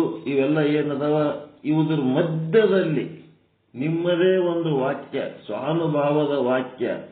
ಎಂಥದ್ದು? ನಿಮ್ಮದೇ ಆದ ಸ್ವಾನುಭಾವದ ವಾಕ್ಯ. ಅದಕ್ಕೇನಂತಾರ? ಮೀಸಲು ವಾಕ್ಯ ಅಂತಾರೆ. ಮೀಸಲು ವಾಕ್ಯ. ಅದು ಹಿಂದೆ ಯಾವ ಎಂಜಲಿಗೂ ಸಂಬಂಧ ಇಲ್ಲ, ಹಿಂದಿನವ್ರು ಯಾರೂ ಹೇಳಿಲ್ಲ, ಹಿಂದೆ ಎಲ್ಲಿ ಕೇಳಿಲ್ಲ ಅಂತ ವಿಷಯ. ಅಂತ ಮೀಸಲು ವಾಕ್ಯಕ್ಕೆ ಸ್ಫುರಣ ಅಂತಾರ. ಸ್ಫುರಣ ಅದು ಏನಾಗ್ತದ? ಒಮ್ಮಿದೊಮ್ಮಿಗೆ ನಿಮ್ಮ ಅನುಭವದಿಂದ ಅದು ಸೃಷ್ಟಿ ಆಗ್ತದೆ, ಕ್ರಿಯೇಟ್ ಆಗ್ತದ. ಸತ್ತಾ ಸ್ಫುರಣ ಅದನ್ನೇ ಹೇಳ್ಬೇಕಾಗಿದೆ ಈಗ ಅವರು. ಸತ್ತಾ ಸ್ಫುರಣ. ಮಣ್ಣು ಘಟಕ್ಕೆ ಆಶ್ರಯ ಕೊಟ್ಟಿದೆ, ಆದ್ದರಿಂದ ಅಲ್ಲಿ ಘಟವು ಇರುತ್ತದೆ ಎನ್ನುತ್ತಿದ್ದೇವೆ. ಅಲ್ಲಿ ಇರುವಿಕೆ ಏನದಪ್ಪ ಅಂದ್ರೆ ಘಟದ್ದೋ ಅಥವಾ ಮಣ್ಣಿನದೋ? ಅಲ್ಲಿ ಮಣ್ಣದೋ ಘಟ ಅದೋ?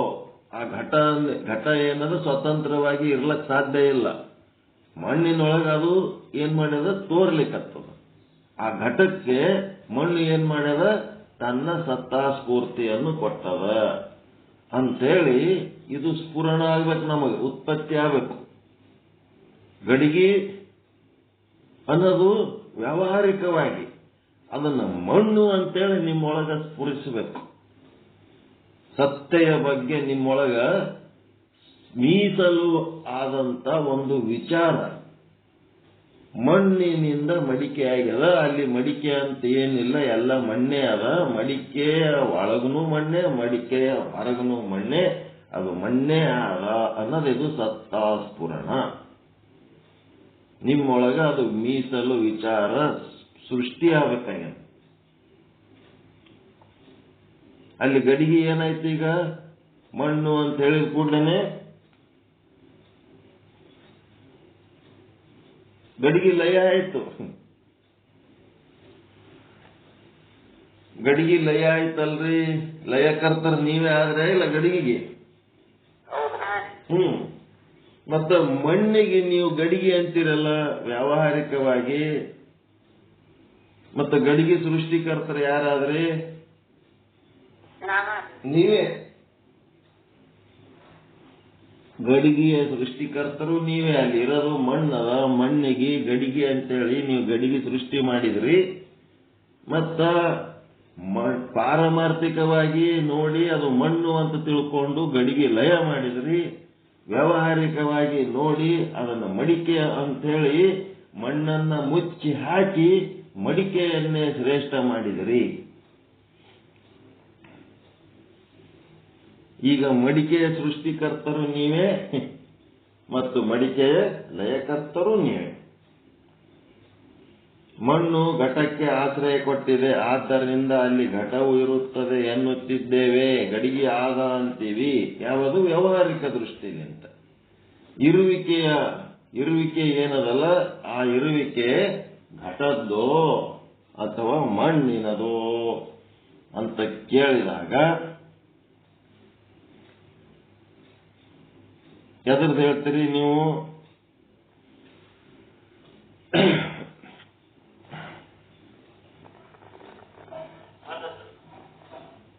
ಎದ್ರದಂತ ಹೇಳ್ತೀರಿ? ಇರುವಿಕೆ ಘಟದ್ದೋ ಮಣ್ಣಿನದೋ? ಮಣ್ಣಿನದು ಅಂತಂದ್ರೆ ಎಂಥದ್ದು? ಪಾರಮಾರ್ಥಿಕವಾಗಿ ಮಣ್ಣಿನದು. ಅದು ಮಣ್ಣು ಯಾವ ಕಾರಣಕ್ಕೂ ಅದು ಮಿಥ್ಯೆ ಆಗಂಗಿಲ್ಲ. ಮತ್ತೆ ಘಟ ಅದೇನು ಇಲ್ಲೇನು ಘಟ ಆದಲ್ಲ, ಅದು ಹೆಂಗದ? ವ್ಯಾವಹಾರಿಕವಾಗಿ ಆದ. ವ್ಯಾವಹಾರಿಕವಾಗಿ ಘಟ, ಪಾರಮಾರ್ಥಿಕವಾಗಿ ಮಣ್ಣು. ಘಟ ಯಾವಾಗ ಮಣ್ಣಿನ ಜ್ಞಾನ ಆಯ್ತೋ ಆವಾಗ ಘಟ ಏನಾಯ್ತು? ಇಲ್ಲದಂಗಾಯ್ತು, ಲಯ ಆಯ್ತು. ಹೀಗಾಗಿ ಜ್ಞಾನ ಬಂದ ಕೂಡಲೇ ಮಣ್ಣಿನ ಜ್ಞಾನದಿಂದ ತಾನು ಲಯವಾಗಿ ಹೋಗುವ ಕಾರಣ ಆ ಒಂದು ಗಡಿಗೆ ಅನ್ನೋದೇನದಲ್ಲ, ಅದು ಅವಿದ್ಯೆ. ಅವಿದ್ಯೆಯಿಂದ ಅದು ಸೃಷ್ಟಿಯಾಗ್ಯದ ಗಡಿಗೆ. ಯಾವಾಗ ಮಣ್ಣು ಅನ್ನೋ ಜ್ಞಾನ ಬತ್ತು ಅಲ್ಲಿ ಗಡಿಗೆ ಇಲ್ಲೇ ಇಲ್ಲ, ಅಲ್ಲಿ ಮಣ್ಣಷ್ಟೇ ಉಳಿತು. ಈ ರೀತಿ ತಿಳ್ಕೊಂಡು ಮಣ್ಣು ತನ್ನ ಅಸ್ತಿತ್ವವನ್ನ ಅಂದ್ರೆ ತನ್ನ ಸತ್ತೆಯನ್ನ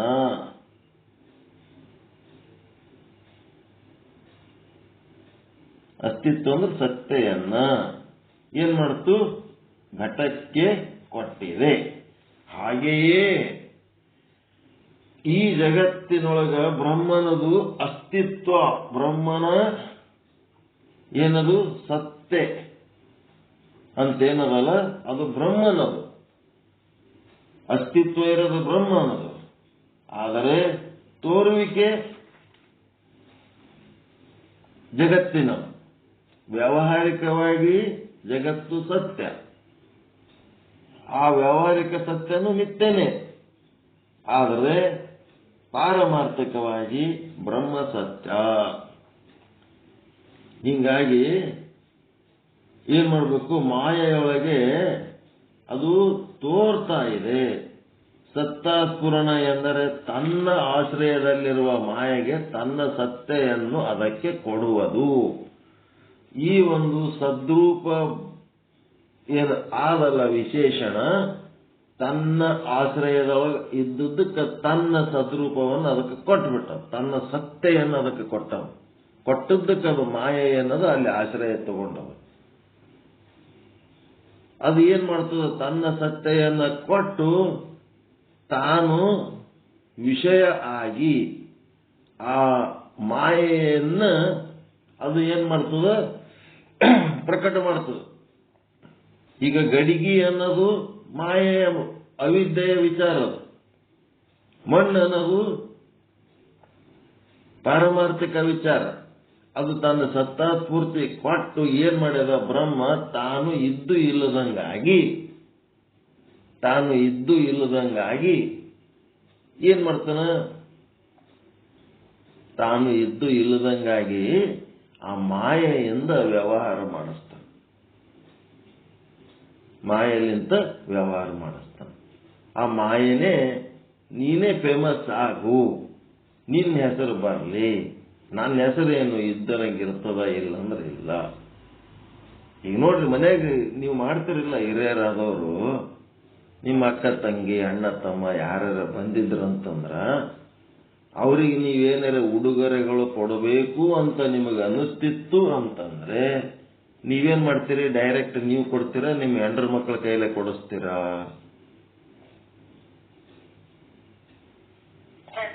ಹೆಂಡ್ರ ಮಕ್ಕಳ ಕಡೆಯಿಂದ ಕೊಡಿಸ್ತೀರಿ. ಯಾಕಂತಂದ್ರೆ ಅವ್ರ ಜೊತೆಗೆ ಅವ್ರದ್ದು ಅಟ್ಯಾಚ್ಮೆಂಟ್ ಬರಲಿ, ಅವ್ರವ್ರ ಪ್ರೀತಿಲಿಂತ ಇರಲಿ. ನಾವಂತೂ ಇದ್ದಂಗೆ ಇರ್ತೀವಿ.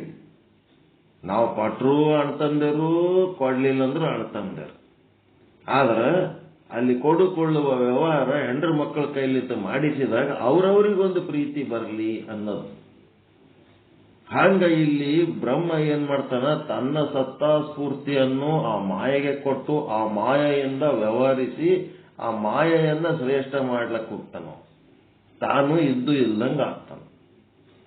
ಹೆಂಗ ನೋಡ್ರಿ, ಎಲ್ಲನೂ ತಂದೆ ಇದ್ದಾಗೂ ಸಹಿತ ಆ ಮಾಯೆಗೆ ಯಾವ ರೀತಿ ಪ್ರೋತ್ಸಾಹ ಕೊಡ್ತಾನ. ನೋಡ್ರಿ ಎಲ್ಲ ಹೆಂಗದ ವಿಚಾರ. ಅದಕ್ಕೆ ಈ ರೀತಿ ವಿಚಾರ ಮಾಡಿ ನೋಡಲಾಗಿ ಅಲ್ಲಿ ಆ ಒಂದು ಮಾಯೆಗೆ, ಅಜ್ಞಾನಕ್ಕೆ ಇರುವಿಕೆ ಅನ್ನೋದು ಇಲ್ಲವೇ ಇಲ್ಲ. ಮಾಯೆ ಅನ್ನೋದು ಇಲ್ಲವೇ ಇಲ್ಲ. ಬ್ರಹ್ಮವೇ ಮಾಯೆಗೆ ತನ್ನ ಸತ್ತೆಯನ್ನ ಕೊಟ್ಟಿದ್ದಾನೆ. ಹಿಂಗಾಗಿ ಈ ವೇದಾಂತಿಗಳು ಏನ್ ಹೇಳ್ತಾರೆ, ಅದು ಬ್ರಹ್ಮ ಒಂದು ಬಿಟ್ಟರೆ ಉಳಿದದ್ದು ಇಲ್ಲವೇ ಇಲ್ಲ. ಮಾಯೆಗೆ ಅದಕ್ಕೆ ಎನ್ಕರೇಜ್ಮೆಂಟ್ ಕೊಟ್ಟು ತಾನು ಇಲ್ಲದಂಗ ಆಗ್ತಾನ. ಇದು ಏನು ಹಿಂಗಾಗದೇನದ, ಇದಕ್ಕೆ ಅಜ್ಞಾನ ಅಂತಾರ ವೇದಾಂತದೊಳಗೆ. ಗಡಿಗೆಗೆ ನೀವು ಗಡಿಗೆ ಅಂದ್ರಿ, ಇದು ಅಜ್ಞಾನ ಅಂತಾರ. ಆದ್ರೆ ವೀರಶೈವ ಪದ್ಧತಿ ಒಳಗೇನದ, ಗಡಿಗಿನೂ ಜ್ಞಾನನೇ, ಬ್ರಹ್ಮನೂ ಜ್ಞಾನನೇ. ಬ್ರಹ್ಮ ತನ್ನ ಸತ್ತಾ ಸ್ಫೂರ್ತಿಯನ್ನ ಗಡಿಗೆಗೆ ಕೊಟ್ಟು ಆ ಗಡಿಗೆಗೆ ಮರ್ಯಾದೆ ತೆಗೆದಿಲ್ಲ. ಇಲ್ಲದಂಗ ಎಲ್ಲ ನಂದೇ ಅದ ನಿಂದೇನು ಅಂತೇಳಿ ಹಂಗೇನು ಅಂದಿಲ್ಲ. ಒಂದಿಷ್ಟು ಮಂದಿ ಅಂತಿರ್ತಾರ ನೋಡ್ರಿ, ಚಂತನ ನಾ ಹೊರಗೋಗಿ ದುಡಿದು ಬರ್ತೀನಿ, ನೀನೇನ್ ಮನ್ಯಾಗ ಕುಂತು ತಿಂತೀರಿ ಅಂತಿರ್ತಾರ ಹೆಂಡ್ರಿ. ಅದು ಜ್ಞಾನದ ಅಜ್ಞಾನದ್ದು. ಇವನು 10 ಪಟ್ಟಕ್ಕೆ ಮನ್ಯಾಗ ದುಡಿತಿರ್ತಾಳ, ಅದು ಮನಿ ಶಿಸ್ತಿಟ್ಕೋಬೇಕಾದ. ಬನ್ನಿ ಡಿಸಿಪ್ಲಿನ್ದಾಗ ಇಟ್ಕೋಬೇಕಾದ್ರೆ ಅವನಕಿಂತ 10 ಪಟ್ಟು ದುಡಿತಾಳೆ. ಆಫೀಸ್ಗೆ ಹೋಗಿ ದಿನ ಏಟ್ ಕೆಲಸ ಮಾಡ್ತಾನೆ ಹೇಳ್ಬಿಡ್ತಾನೆ. ಅವನಿಗೆ ಗೊತ್ತು, ಅಕ್ಕಿ ಮಾತ್ರ ಮುಂಜಾನೆ ಸಂಜೆ ತನಕ ಸತ್ತು ಗೊತ್ತದು ಮನಿ ಶೃಂಗಾರ ಮಾಡ್ತಿರ್ತಾವಲ್ಲ, ಹಂಗ ಅಂತಿರ್ತಾರಲ್ಲ. ಹಂಗ ಇಲ್ಲೇನದ ಅಂತಂದ್ರ ಆಕಿಗೂ ತನ್ನಷ್ಟೇ ಗೌರವ ಕೊಡ್ತಾನೆ. ಒಬ್ಬನು ಗಂಡ ಹೆಂಡತಿ ಕುಂತು ಮಾತನಾಡುವ ಸಮಯದಲ್ಲಿ ಏನ್ ನಡೆದಿರ್ತದಪ್ಪ ಅಂತಂದ್ರ, ಗಂಡ ಹೇಳ್ತಿರ್ತಾನೆ ಹೆಂಡತಿಗೆ, ನಮ್ದು ಇಷ್ಟು ರೊಕ್ಕ ಬರೋದದ, ಇದು ಬಂತಂದ್ರ ಏನೇನ್ ಮಾಡ್ಬೇಕಂತ ಇಬ್ರು ಪ್ಲಾನ್ ಮಾಡ್ತಿರ್ತಾರ. ಗಂಡ ಹೆಂಡತಿ ಕೂತು ಪ್ಲಾನ್ ಮಾಡಾಗ ನಮ್ಮ ಅಪ್ಪಗೆ ಇಷ್ಟು ಕೊಡ್ತೀನಿ, ಇಂಥದ್ ಮಾಡ್ತೀನಿ, ನಮ್ಮ ಅವ್ವಗೆ ಇಷ್ಟು ಕೊಡ್ತೀನಿ ಅಂತ ಗಂಡ ಹೇಳ್ತಿರ್ತಾನ. ನಮ್ಮ ಅಕ್ಕ ತಂಗಿದರಿಗೆ ಇಷ್ಟು ಕೊಡ್ತೀನಿ, ಅಣ್ಣ ತಂದರಿಗೆ ಇಷ್ಟು ಕೊಡ್ತೀನಿ, ನಮ್ಮ ಮಿತ್ರರಿಗೆ ಇಷ್ಟು ಕೊಡ್ತೀನಿ ಅಂತ ಏನೇನೋ ಪ್ಲಾನ್ ಹೇಳ್ತಿರ್ತಾನ. ಹೆಂಡತಿ ಏನ್ ಮಾಡ್ತಿರ್ತಾಳ, ಅವನ್ ಲೀಸ್ಟ್ನಾಗ ನನ್ನ ಹೆಸರು ಎದ್ರಾಗಾರೆ ಬರ್ಲಕತ್ತದ, ನನಗೇನ್ ಮಾಡ್ತಾನಂತ ಆಕಿ ಕೈಕೊಂಡು ಕೂತಿರ್ತಾಳ. ಆ ರೀತಿ ಕೈಕೊಂಡು ಕೂತಕ್ಕಿ ಯಾರು, ಗಂಡನಿಂದ ಭಿನ್ನ ಅಂತ ತಿಳ್ಕೊಂಡಕ್ಕಿ, ತಾನು ಗಂಡನಿಂದ ಭಿನ್ನ ಅಂತ ತಿಳ್ಕೊಂಡಕ್ಕಿ ಆ ರೀತಿ ನನಗ ಏನ್ ಮಾಡ್ತಾನ ನನ್ನ ಗಂಡ ಅಂತ ಕಾಯ್ತಿರ್ತಾಳ. ಅವಾಗ ಆಕಿ ಸಿಟ್ಟು ಬಂದ್ಬಿಡ್ತದ ಲಾಸ್ಟಿಗೆ, ನಿಂದು ಇಷ್ಟು ಎಲ್ಲ ಬಂದು ರೊಕ್ಕ ಯಾರ್ಯಾರಿಗೆ ಏನ್ ಮಾಡ್ಬೇಕತ್ತ ಇದು ಪಟ್ಟಿ ಹೇಳಕತ್ತಿದಿ, ಆ ಪಟ್ಟಿ ಒಳಗೆ ನನ್ನ ಹೆಸರೇ ಇಲ್ಲಲ್ಲ, ಯಾರಿಗೆ ನೀ ಏನ್ ಮಾಡಿದ್ದು ತಗೊಂಡು ನನಗೇನ್ ಮಾಡೋದದ, ನನಗೆ ಏನು ಮಾಡಂಗಿಲ್ಲ ನೀನು ಅಂತ ಹೇಳಕ್ಕೆ ಸಿಟ್ಟಿಗೆ ಬರ್ತಾವ. ಆ ಸಿಟ್ಟಿಗೆ ಬಂದಾಗ ಏನಾಗ್ತದ, ಅವ ಏನ್ ಹೇಳ್ತಾನ ಗೊತ್ತಾ, ಇಷ್ಟೆಲ್ಲ ಪಟ್ಟಿ, ಇಷ್ಟೆಲ್ಲ ರೊಕ್ಕ, ಇಷ್ಟೆಲ್ಲ ಯಾರ್ಯಾರಿಗೆ ಏನೇನು ಮಾಡ್ಲಕತ್ತೀವಲ್ಲ, ನಿನ್ನಿಂದ ಭಿನ್ನವಾಗಿ ನಾ ಮಾಡ್ಲಕತ್ತೀನೇನು, ನಾ ಮಾಡಿದ್ರೆ ನೀ ಮಾಡ್ದಂಗ ಅಲ್ಲೇನು, ನನಗ್ ಬಂದು ಸಂಪತ್ತು ಅದು ನಿನಗ್ ಬಂದಂಗ ಅಲ್ಲೇನು ಅಂತ ಕೇಳ್ತಾನ. ಇದೇಂಗದ, ಈಗ ನನಗ್ ಪಗಾರ ಬಂದದಂತಂದ್ರೆ ಅದು ನಿನಗ್ ಬಂದಂಗ ಅಲ್ಲೇನು, ಅದರಿಂದ ಏನೇನು ಮಾಡ್ಬೇಕಂತ ನಾನು ಮಾಡ್ಲಕತ್ತೀನಲ್ಲ ಅದು ನೀನು ಮಾಡ್ದಂಗ ಅಲ್ಲೇನು, ನಿನಗೊಂದು ಸಪರೇಟ್ ಅಂತ ಯಾಕೆ ಇದ್ರಾಗ ಭಾವಿಸ್ತಿದ್ದೆ, ನಾ ಮಾಡಿದ್ದೆಲ್ಲ ನೀನು ಮಾಡ್ದಂಗ, ನೀನೇ ಮಾಡ್ದಂಗ, ನಿನ್ ಕೈಲಿಂತೆ ಮಾಡೋದಿರ್ತದೆ, ನಾನೇನ್ ಮಾಡೋದಿರ್ತದೆ ಇಲ್ಲಿ. ಏಕೋಭಾವ ಅಂದ್ರೆ ಈ ರೀತಿ ಇರ್ತದೆ. ಇಲ್ಲಿ ಏನಂತಂದ್ರ ತನ್ನಷ್ಟೇ ಸಮಾನವಾಗಿ ಆ ಮಾಯೆಯನ್ನ ಗೌರವಿಸುವಂತ ಒಂದು ಶ್ರೇಷ್ಠ ಧರ್ಮ ಯಾವುದರ ಜಗತ್ತಿನಾಗ ಆದ ಅಂತಂದ್ರ ಅದೇ ವೀರಶೈವ ಧರ್ಮ, ಅದೇ ಲಿಂಗವಂತ ಧರ್ಮ. ಬೇರೆ ಯಾವ ಧರ್ಮದಲ್ಲೂ ಆ ಸ್ತ್ರೀ ತತ್ವ, ಮಾಯಾ ತತ್ವ, ಶಕ್ತಿ ತತ್ವ ಏನದಲ್ಲ ಅದಕ್ಕೆ ಸಮಾನತೆ ಅನ್ನೋದು ಇಲ್ಲ. ಅದನ್ನ ಶೂದ್ರ ಅಂತ ತಿಳ್ಕೊಂಡು ಅದಕ್ಕೆ ದೇವ್ರ ಪೂಜೆ ಸಹಿತ ಮಾಡ್ಲಕ್ ಬಿಡಂಗಿಲ್ಲ. ಹೆಣ್ತಿಯು 3 ಎಳಿ ಜನಿವಾರ ತಾನೇ ಹಾಕೋತಾನ ಗಂಡ, 6 ಎಳಿ ಮದಿ ಆಗೋದಕ್ಕಿಂತ ಮೊದಲ 3 ಎಳಿ ಹಿಂದೂ ಧರ್ಮದಾಗ ಇರೋ ಪದ್ಧತಿ ಇದು. ಮದುವೆ ಆದ್ಮೇಲೆ ಅವ 6 ಎಳಿ ಜನಿವಾರ ಹಾಕೋತಾನ. 6 ಎಳಿ ಅದಕ್ಕಂದ್ರೆ ಹೆಣ್ತಿಯು 3 ಎಳಿ ತಾನೇ ಹಾಕೋತಾನ. ಹಾಕೊಂಡು ದೇವ್ರ ಪೂಜೆ ಮಾಡ್ತಾನ. ಆ ಪೂಜೆ ಮಾಡ್ಲಕ್ಕ ಆಕಿಗೆ ಸ್ವಾತಂತ್ರ್ಯ ಇಲ್ಲ. ಮತ್ತೆ ಪ್ರತಿ ತಿಂಗಳು ರಜಸ್ವಲೆ ಆದಾಗ ಆಕೆಗೆ ಅಡಿಗೆ ಮನೆಗೆ ಹೋಗ್ಲಕ್ಕೆ ಪರ್ಮಿಷನ್ ಇಲ್ಲ. ಈ ರೀತಿಯಾದಂತ ಸ್ತ್ರೀಯರಿಗೆ ಸಮಾನತೆ ಇಲ್ಲದಂತ ಧರ್ಮಗಳೇ ಇಡೀ ಜಗತ್ತಿನ ತುಂಬಾ ಅದಾವೆ. ಎಲ್ಲ ಧರ್ಮಗಳು ಸ್ತ್ರೀಯರಿಗೆ ಎಲ್ಲಿ ಸಮಾನತೆ ಗೌರವ ಕೊಟ್ಟಿಲ್ಲ. ಆ ಗೌರವ ಕೊಟ್ಟಂಥದ್ದು ಒಂದೇ ಒಂದು ಧರ್ಮ, ವೀರಶೈವ ಧರ್ಮ, ಲಿಂಗವಂತ ಧರ್ಮ. ಅದು ವಚನ ಸಾಹಿತ್ಯ ಇರಬಹುದು, ಸಿದ್ಧಾಂತ ಶಿಖಾಮಣಿ ಇರಬಹುದು, ಅಥವಾ ಶಿವಾಗಮಗಳಿರಬಹುದು. ಈ ಧರ್ಮದಲ್ಲಿ ಮಾತ್ರ ಹೆಣ್ಣಿಗೆ ಕೊಟ್ಟಂತ ಸ್ವಾತಂತ್ರ್ಯ ಯಾವ ಧರ್ಮದಲ್ಲಿ ಎಲ್ಲಿ ಎಂದು ಕೊಟ್ಟಿದೆ. ಈಗೇನಾಯ್ತು, ಮಾಯೆ ಅನ್ನೋದು ಇಲ್ಲ. ಮಾಯೆ ಅಂತ ಹೇಳಕ್ಕೆ ನಾವು ಒಂದೇವಂತಂದ್ರೆ ಅದು ಅಜ್ಞಾನ ಅನ್ನೋದು ವೇದಾಂತ ಸಿದ್ಧಾಂತ. ವೀರಶೈವ ಸಿದ್ಧಾಂತಕ್ಕ ಮಾಯೆಗೆ ತಾಯಿಯಷ್ಟೇ ಗೌರವ. ತಾಯಿಗೆ ಗೌರವ ಎಷ್ಟು ತಂದೆಗೆ ಕೊಟ್ಟ ಹಾಗೆ ತಾಯಿಗೂ ಗೌರವ ಹೆಂಗಿರ್ತದ ಹಂಗ ಮಾಯೆಗೂ ಇಲ್ಲಿ ಗೌರವ ಆದ ವೀರಶೈವ ಧರ್ಮದೊಳ. ಈಗ ನಾವು ಚಿಂತನೆ ಮಾಡ್ಲಕತ್ತಿದ್ದು ಮುಂಜಾನೆ ಸಿದ್ಧಾರ್ಥ ಶಿಖಾಮಣಿ, ಹಿಂಗ ಇದು ವಿಚಾರ ಸಾಗರ. ಇಲ್ಲೇನದ ವೇದಾಂತ ಸಿದ್ಧಾಂತ ಏನ್ ಹೇಳ್ತದ ಅದನ್ನೇ ನಾವು ಹೇಳ್ಬೇಕಲ್ಲ. ಹಿಂಗಾಗಿ ಅಲ್ಲಿ ವಿಚಾರ ಮಾಡಿ ನೋಡಲಾಗಿ ಆ ಘಟಕ್ಕೆ, ಮಾಯೆಗೆ, ಅವಿದ್ಯೆಗೆ ಅದಕ್ಕೇನಿಲ್ಲ, ಇರುವಿಕೆ ಇಲ್ಲವೇ ಇಲ್ಲ. ಇರುವಿಕೆ ಅಂದ್ರೆ ಸತ್ತೆ, ಅಸ್ತಿತ್ವ. ಅಸ್ತಿತ್ವ ಇಲ್ಲವೇ ಇಲ್ಲ. ಬ್ರಹ್ಮವೇ ಮಾಯೆಗೆ ತನ್ನ ಸತ್ತೆಯನ್ನು ಕೊಟ್ಟಿದ್ದಾನೆ. ಬ್ರಹ್ಮವೇ ಮಾಯೆಗೆ ತನ್ನ ಸತ್ಯ ಕೊಟ್ಟಾನ. ಈಗ ಮಕ್ಕಳಿಗೆ ಖರ್ಚಿಗೆ ಏನಾರ ರೊಕ್ಕ ಬೇಕಂದ್ರೆ ಕೊಡುವತ್ತ ಗಂಡ ಹೆಂಡತಿ ಕೈಯ ಕೊಟ್ಟಿರ್ತಾನೆ, ಸೀದಾ ಹುಡುಗರ ಕೈಯ ಕೊಡ್ತಾನೇನು? ನಿಮ್ಗೆ ಏನೇನು ಖರ್ಚಿಗೆ ಬೇಕು ತಗೋರಪ್ಪ ಅಂತ ಹೇಳಕ್ಕೆ 1000 ಗಟ್ಟಲೆ ರೊಕ್ಕ ಹುಡುಗರಿಗೆ ಕರೆದು ಕೊಡ್ತಾನೆ, ಹೆಂಡತಿ ಕೈ ಕೊಡ್ತಾನೆ. ಇಲ್ಲ ಅವಕ್ಕೆ ಏನಾರ ಬೇಕಿದ್ರೆ ಕೊಡಿಸು, ಅವಕ್ಕೆ ಏನಾರ ಬೇಕಿದ್ರೆ ತಗೋ ಅಂತೇಳಿ, ತಿನ್ನಿಸು ಉಣಸು ಅಂತೇಳಿ. ರೊಕ್ಕ ಯಾರ್ದದು? ರೊಕ್ಕ ಯಾರದ್ರಿ? ಅದು ಹೆಂಡತಿ ಕೈಯಾಗಿದ್ದದ್ದು ಗಂಡಂದೇ.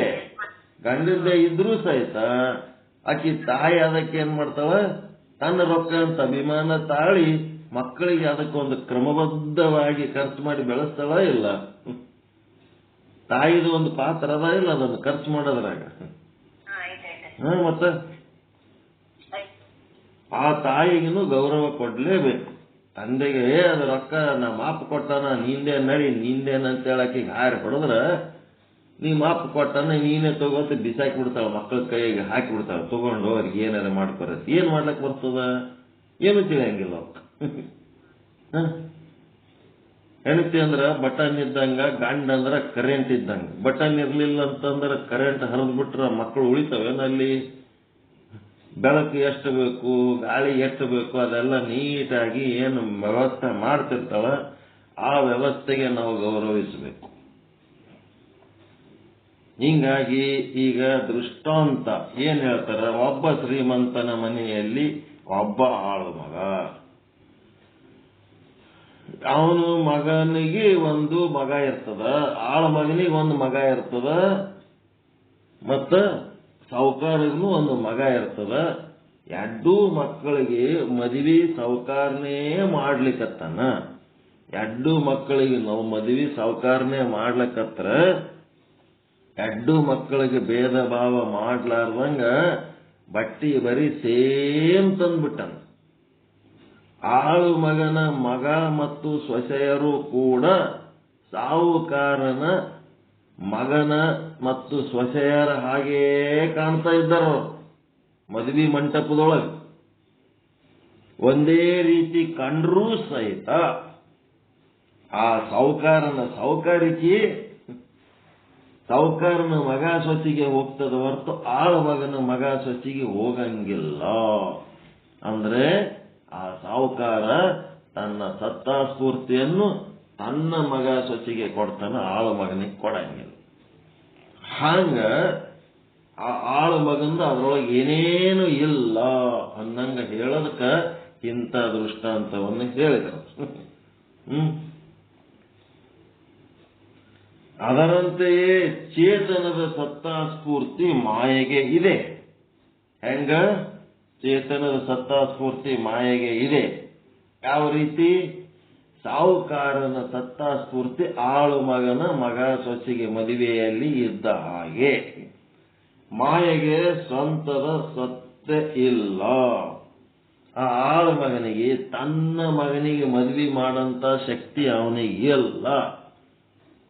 ಅದಕ್ಕೆ ಸ್ವಂತಿಕೆ ಅಲ್ಲಿ ಏನೇನು ಇಲ್ಲ. ಹಾಗಾಗಿ ಚೇತನದ ಸತ್ತಾಸ್ಫೂರ್ತಿಯಿಂದಲೇ ಮಾಯೆಯು ತೋರುತ್ತಿದೆ. ಆ ಒಂದು ಸಾಹುಕಾರ ಬಟ್ಟಿ ತೊಡಿಸನ್ ಅಂತೇಳಿ ಅವು ಮದಿ ಮಕ್ಕಳಂಗ ಕಾಣ್ಲಿಕ್ಕತ್ತವ ಅನ್ನಂತ ಒಂದು ದೃಷ್ಟಾಂತ ಕೊಟ್ರು. ಇದು ಅದರಂಗೆ ಇದು ಕಂಡ್ರು ಸಹಿತ ಅದು ಅಲ್ಲ. ಸಾಹುಕಾರನ ಮಕ್ಕಳಂಗೆ ಕಂಡ್ರು ಸಹಿತ ಸಾಹುಕಾರನ ಮಕ್ಕಳು ಅಲ್ಲ, ಸಾಹುಕಾರಿಕೆ ಅವರಿಗೆ ಬರಂಗಿಲ್ಲ. ಹಂಗ ಮಾಯೆ ಏನ್ ಕಾಣ್ತದ? ಬ್ರಹ್ಮನ ಹಾಗೆ ಕಂಡ್ರು ಸಹಿತ ಆ ಮಾಯೆಗೆ ತನ್ನದೇ ಆದ ಅಸ್ತಿತ್ವ ಇಲ್ಲ. ಅದಕ್ಕೆ ತನ್ನ ಅಸ್ತಿತ್ವ ಸಾಹುಕಾರ ಏನ್ ಮಾಡ್ಯಾನ? ತನ್ನ ಮಗ ಸೊಸೆಗೂ ಆಳು ಮಗನ ಮಗ ಸೊಸೆಗೆ ಅವನೇ ಸತ್ತಾಸ್ಫೂರ್ತಿಯನ್ನ ಕೊಟ್ಟಾನ. ಆ ರೀತಿ ಕೊಟ್ಟಾಗ ಏನಾಯ್ತು? ಅದ್ರೊಳಗೆ ಒಬ್ಬರಿಗೆ ಏನ್ ಸಿಗ್ತದ? ಸಾಹುಕಾರಿಕೆ ಸಿಗ್ತದ. ಆಳು ಮಗನ ಮಕ್ಕಳಿಗೆ ಹೆಂಗ್ ಸಿಗಂಗಿಲ್ಲೋ ಅಲ್ಲಿ ವಿರೋಧ ಬರ್ತದಿಲ್ಲ. ಆಳು ಮಗನಿಗೂ ನಾನು ಸಾಹುಕಾರಿಕೆ ಕೊಡ್ತೀನಿ ಅಂದ್ರೆ ವಿರೋಧ ಬರ್ತದ ಇಲ್ಲ? ಲಗ್ನ ಮಾಡ್ಕೊಳ್ಳ ಪೂರ್ತಕ್ಕೆ ಸಮಾನತೆ, ಅಧಿಕಾರ ಕೊಡುವ ಸಮಯದಲ್ಲಿ ವಿರೋಧ. ಹಂಗ ಇಲ್ಲಿ ಏನದ? ಸದ್ರೂಪ ವಿಶೇಷಣದೊಳಗ, ಆ ಪರಮಾತ್ಮನ ಸದ್ರೂಪತೆಯ ವಿಶೇಷಣದೊಳಗ ಯಾವ ರೀತಿಯ ಎಲ್ಲ ಮದಿಮಕ್ಕಳು ಸಮಾನವಾಗಿ ಕಾಣ್ಲಕತ್ತಾರೋ ಅದೇ ರೀತಿ ಈ ಒಂದು ಚೇತನದ ಸದ್ರೂಪ ಏನ್ ಮಾಡ್ಯದ? ಮಾಯೆಗಾಗ್ಲಿ, ಸತ್ಯಕ್ಕಾಗ್ಲಿ, ಮಿಥ್ಯಕ್ಕಾಗ್ಲಿ, ಹಗಲಿಗಾಗ್ಲಿ, ರಾತ್ರಿಗಾಗ್ಲಿ, ಬೆಳಕಿಗಾಗ್ಲಿ, ಕತ್ತಲೆಗಾಗ್ಲಿ ಅದು ಸದ್ರೂಪದ ಮಟ್ಟಿಗೆ ಮಾತ್ರ ಅದು ಗೌರವ ಕೊಡ್ತದ, ತನ್ನ ಸತ್ತಾಸ್ಫೂರ್ತಿಯನ್ನು ಕೊಡ್ತದ. ಯಾವಾಗ ಚಿದ್ರೂಪತ್ವಕ್ಕೆ ಬಂತು ಅಂತಂದ್ರೆ ಅದು ಏನಾಗ್ಬಿಡ್ತದ? ಅದು ವಿರೋಧಿ ಆಗ್ಬಿಡ್ತದೆ. ಸಾಹುಕಾರಿಕೆ ಕೊಡುವ ಸಮಯದಲ್ಲಿ ಅದು ವಿರೋಧ ಆಗ್ತದೆ. ಅದಕ್ಕೆ ಚಿದ್ರೂಪದೊಳಗ ಹೆಂಗದಪ್ಪ ಅಂದ್ರೆ ಅಹಂ ಬ್ರಹ್ಮ ಅಸ್ಮಿ ಅಂತೇನು ಆದಲ್ಲ, ಅಲ್ಲಿ ಸಮಸ್ಯೆ ಅದ ನೋಡ್ರಿ. ಅಲ್ಲಿ ಏನಾಗ್ತದ? ಆರೂಢ ವೃತ್ತಿಯಲ್ಲಿ ಆರೂಢವಾದ ಚೇತನ ಅಥವಾ ಚೇತನದಲ್ಲಿ ಆರೂಢವಾದ ವೃತ್ತಿ ಅಲ್ಲಿ ಗುರುವಿನಲ್ಲಿ ಬಂದು ನಾ ಬ್ರಹ್ಮ ಅದೀನಿ, ನಾನು ಜೀವ ಇದ್ದೀನಿ ಅನ್ನುವ ತನಕ ಎರಡಕ್ಕೂ ಸತ್ತಾಸ್ಫೂರ್ತಿ ಕೊಡ್ತು. ಯಾವಾಗ ನಾ ಬ್ರಹ್ಮ ಅದೀನಿ, ನಾ ಜೀವನ ಅಲ್ಲ ಅಂತೇಳಿ ಅದಕ್ಕೆ ಅರಿವು ಬಂದು ಹೊತ್ನಾಗ ಅದೇನ್ ಮಾಡ್ತು? ಮಾಯೆಗೆ ವಿರೋಧಿ ಆಗಿರ್ತದೆ, ಅಜ್ಞಾನಕ್ಕೆ ವಿರೋಧಿ ಆಗಿರ್ತದೆ, ಕತ್ತಲೆಗೆ ವಿರೋಧಿ ಆಗಿರ್ತದೆ. ಹೆಂಗದವು? ವೃತ್ತಿಯಲ್ಲಿ ಆರೂಢ ಅಂದ್ರೆ ಸ್ಥಿತವಾಗಿರುವ ಚೇತನ ಅಥವಾ ಚೇತನ ಸಹಿತವಾದಂತ ವೃತ್ತಿ ಅನ್ನೋದಲ್ಲ, ಈ ವೃತ್ತಿ ಸಹಿತವಾದ ಚೇತನ ಅಥವಾ ಚೇತನ ಸಹಿತವಾದ ವೃತ್ತಿ ಅನ್ನೋದು ಮಾಯೆಗೆ ವಿರೋಧಿ ಆಗಿರುತ್ತದೆ. ಯಾವದದು? ಅಹಂ ಬ್ರಹ್ಮಾಸ್ಮಿ ಸರ್ವಂ ಬ್ರಹ್ಮಾಸ್ತಿ.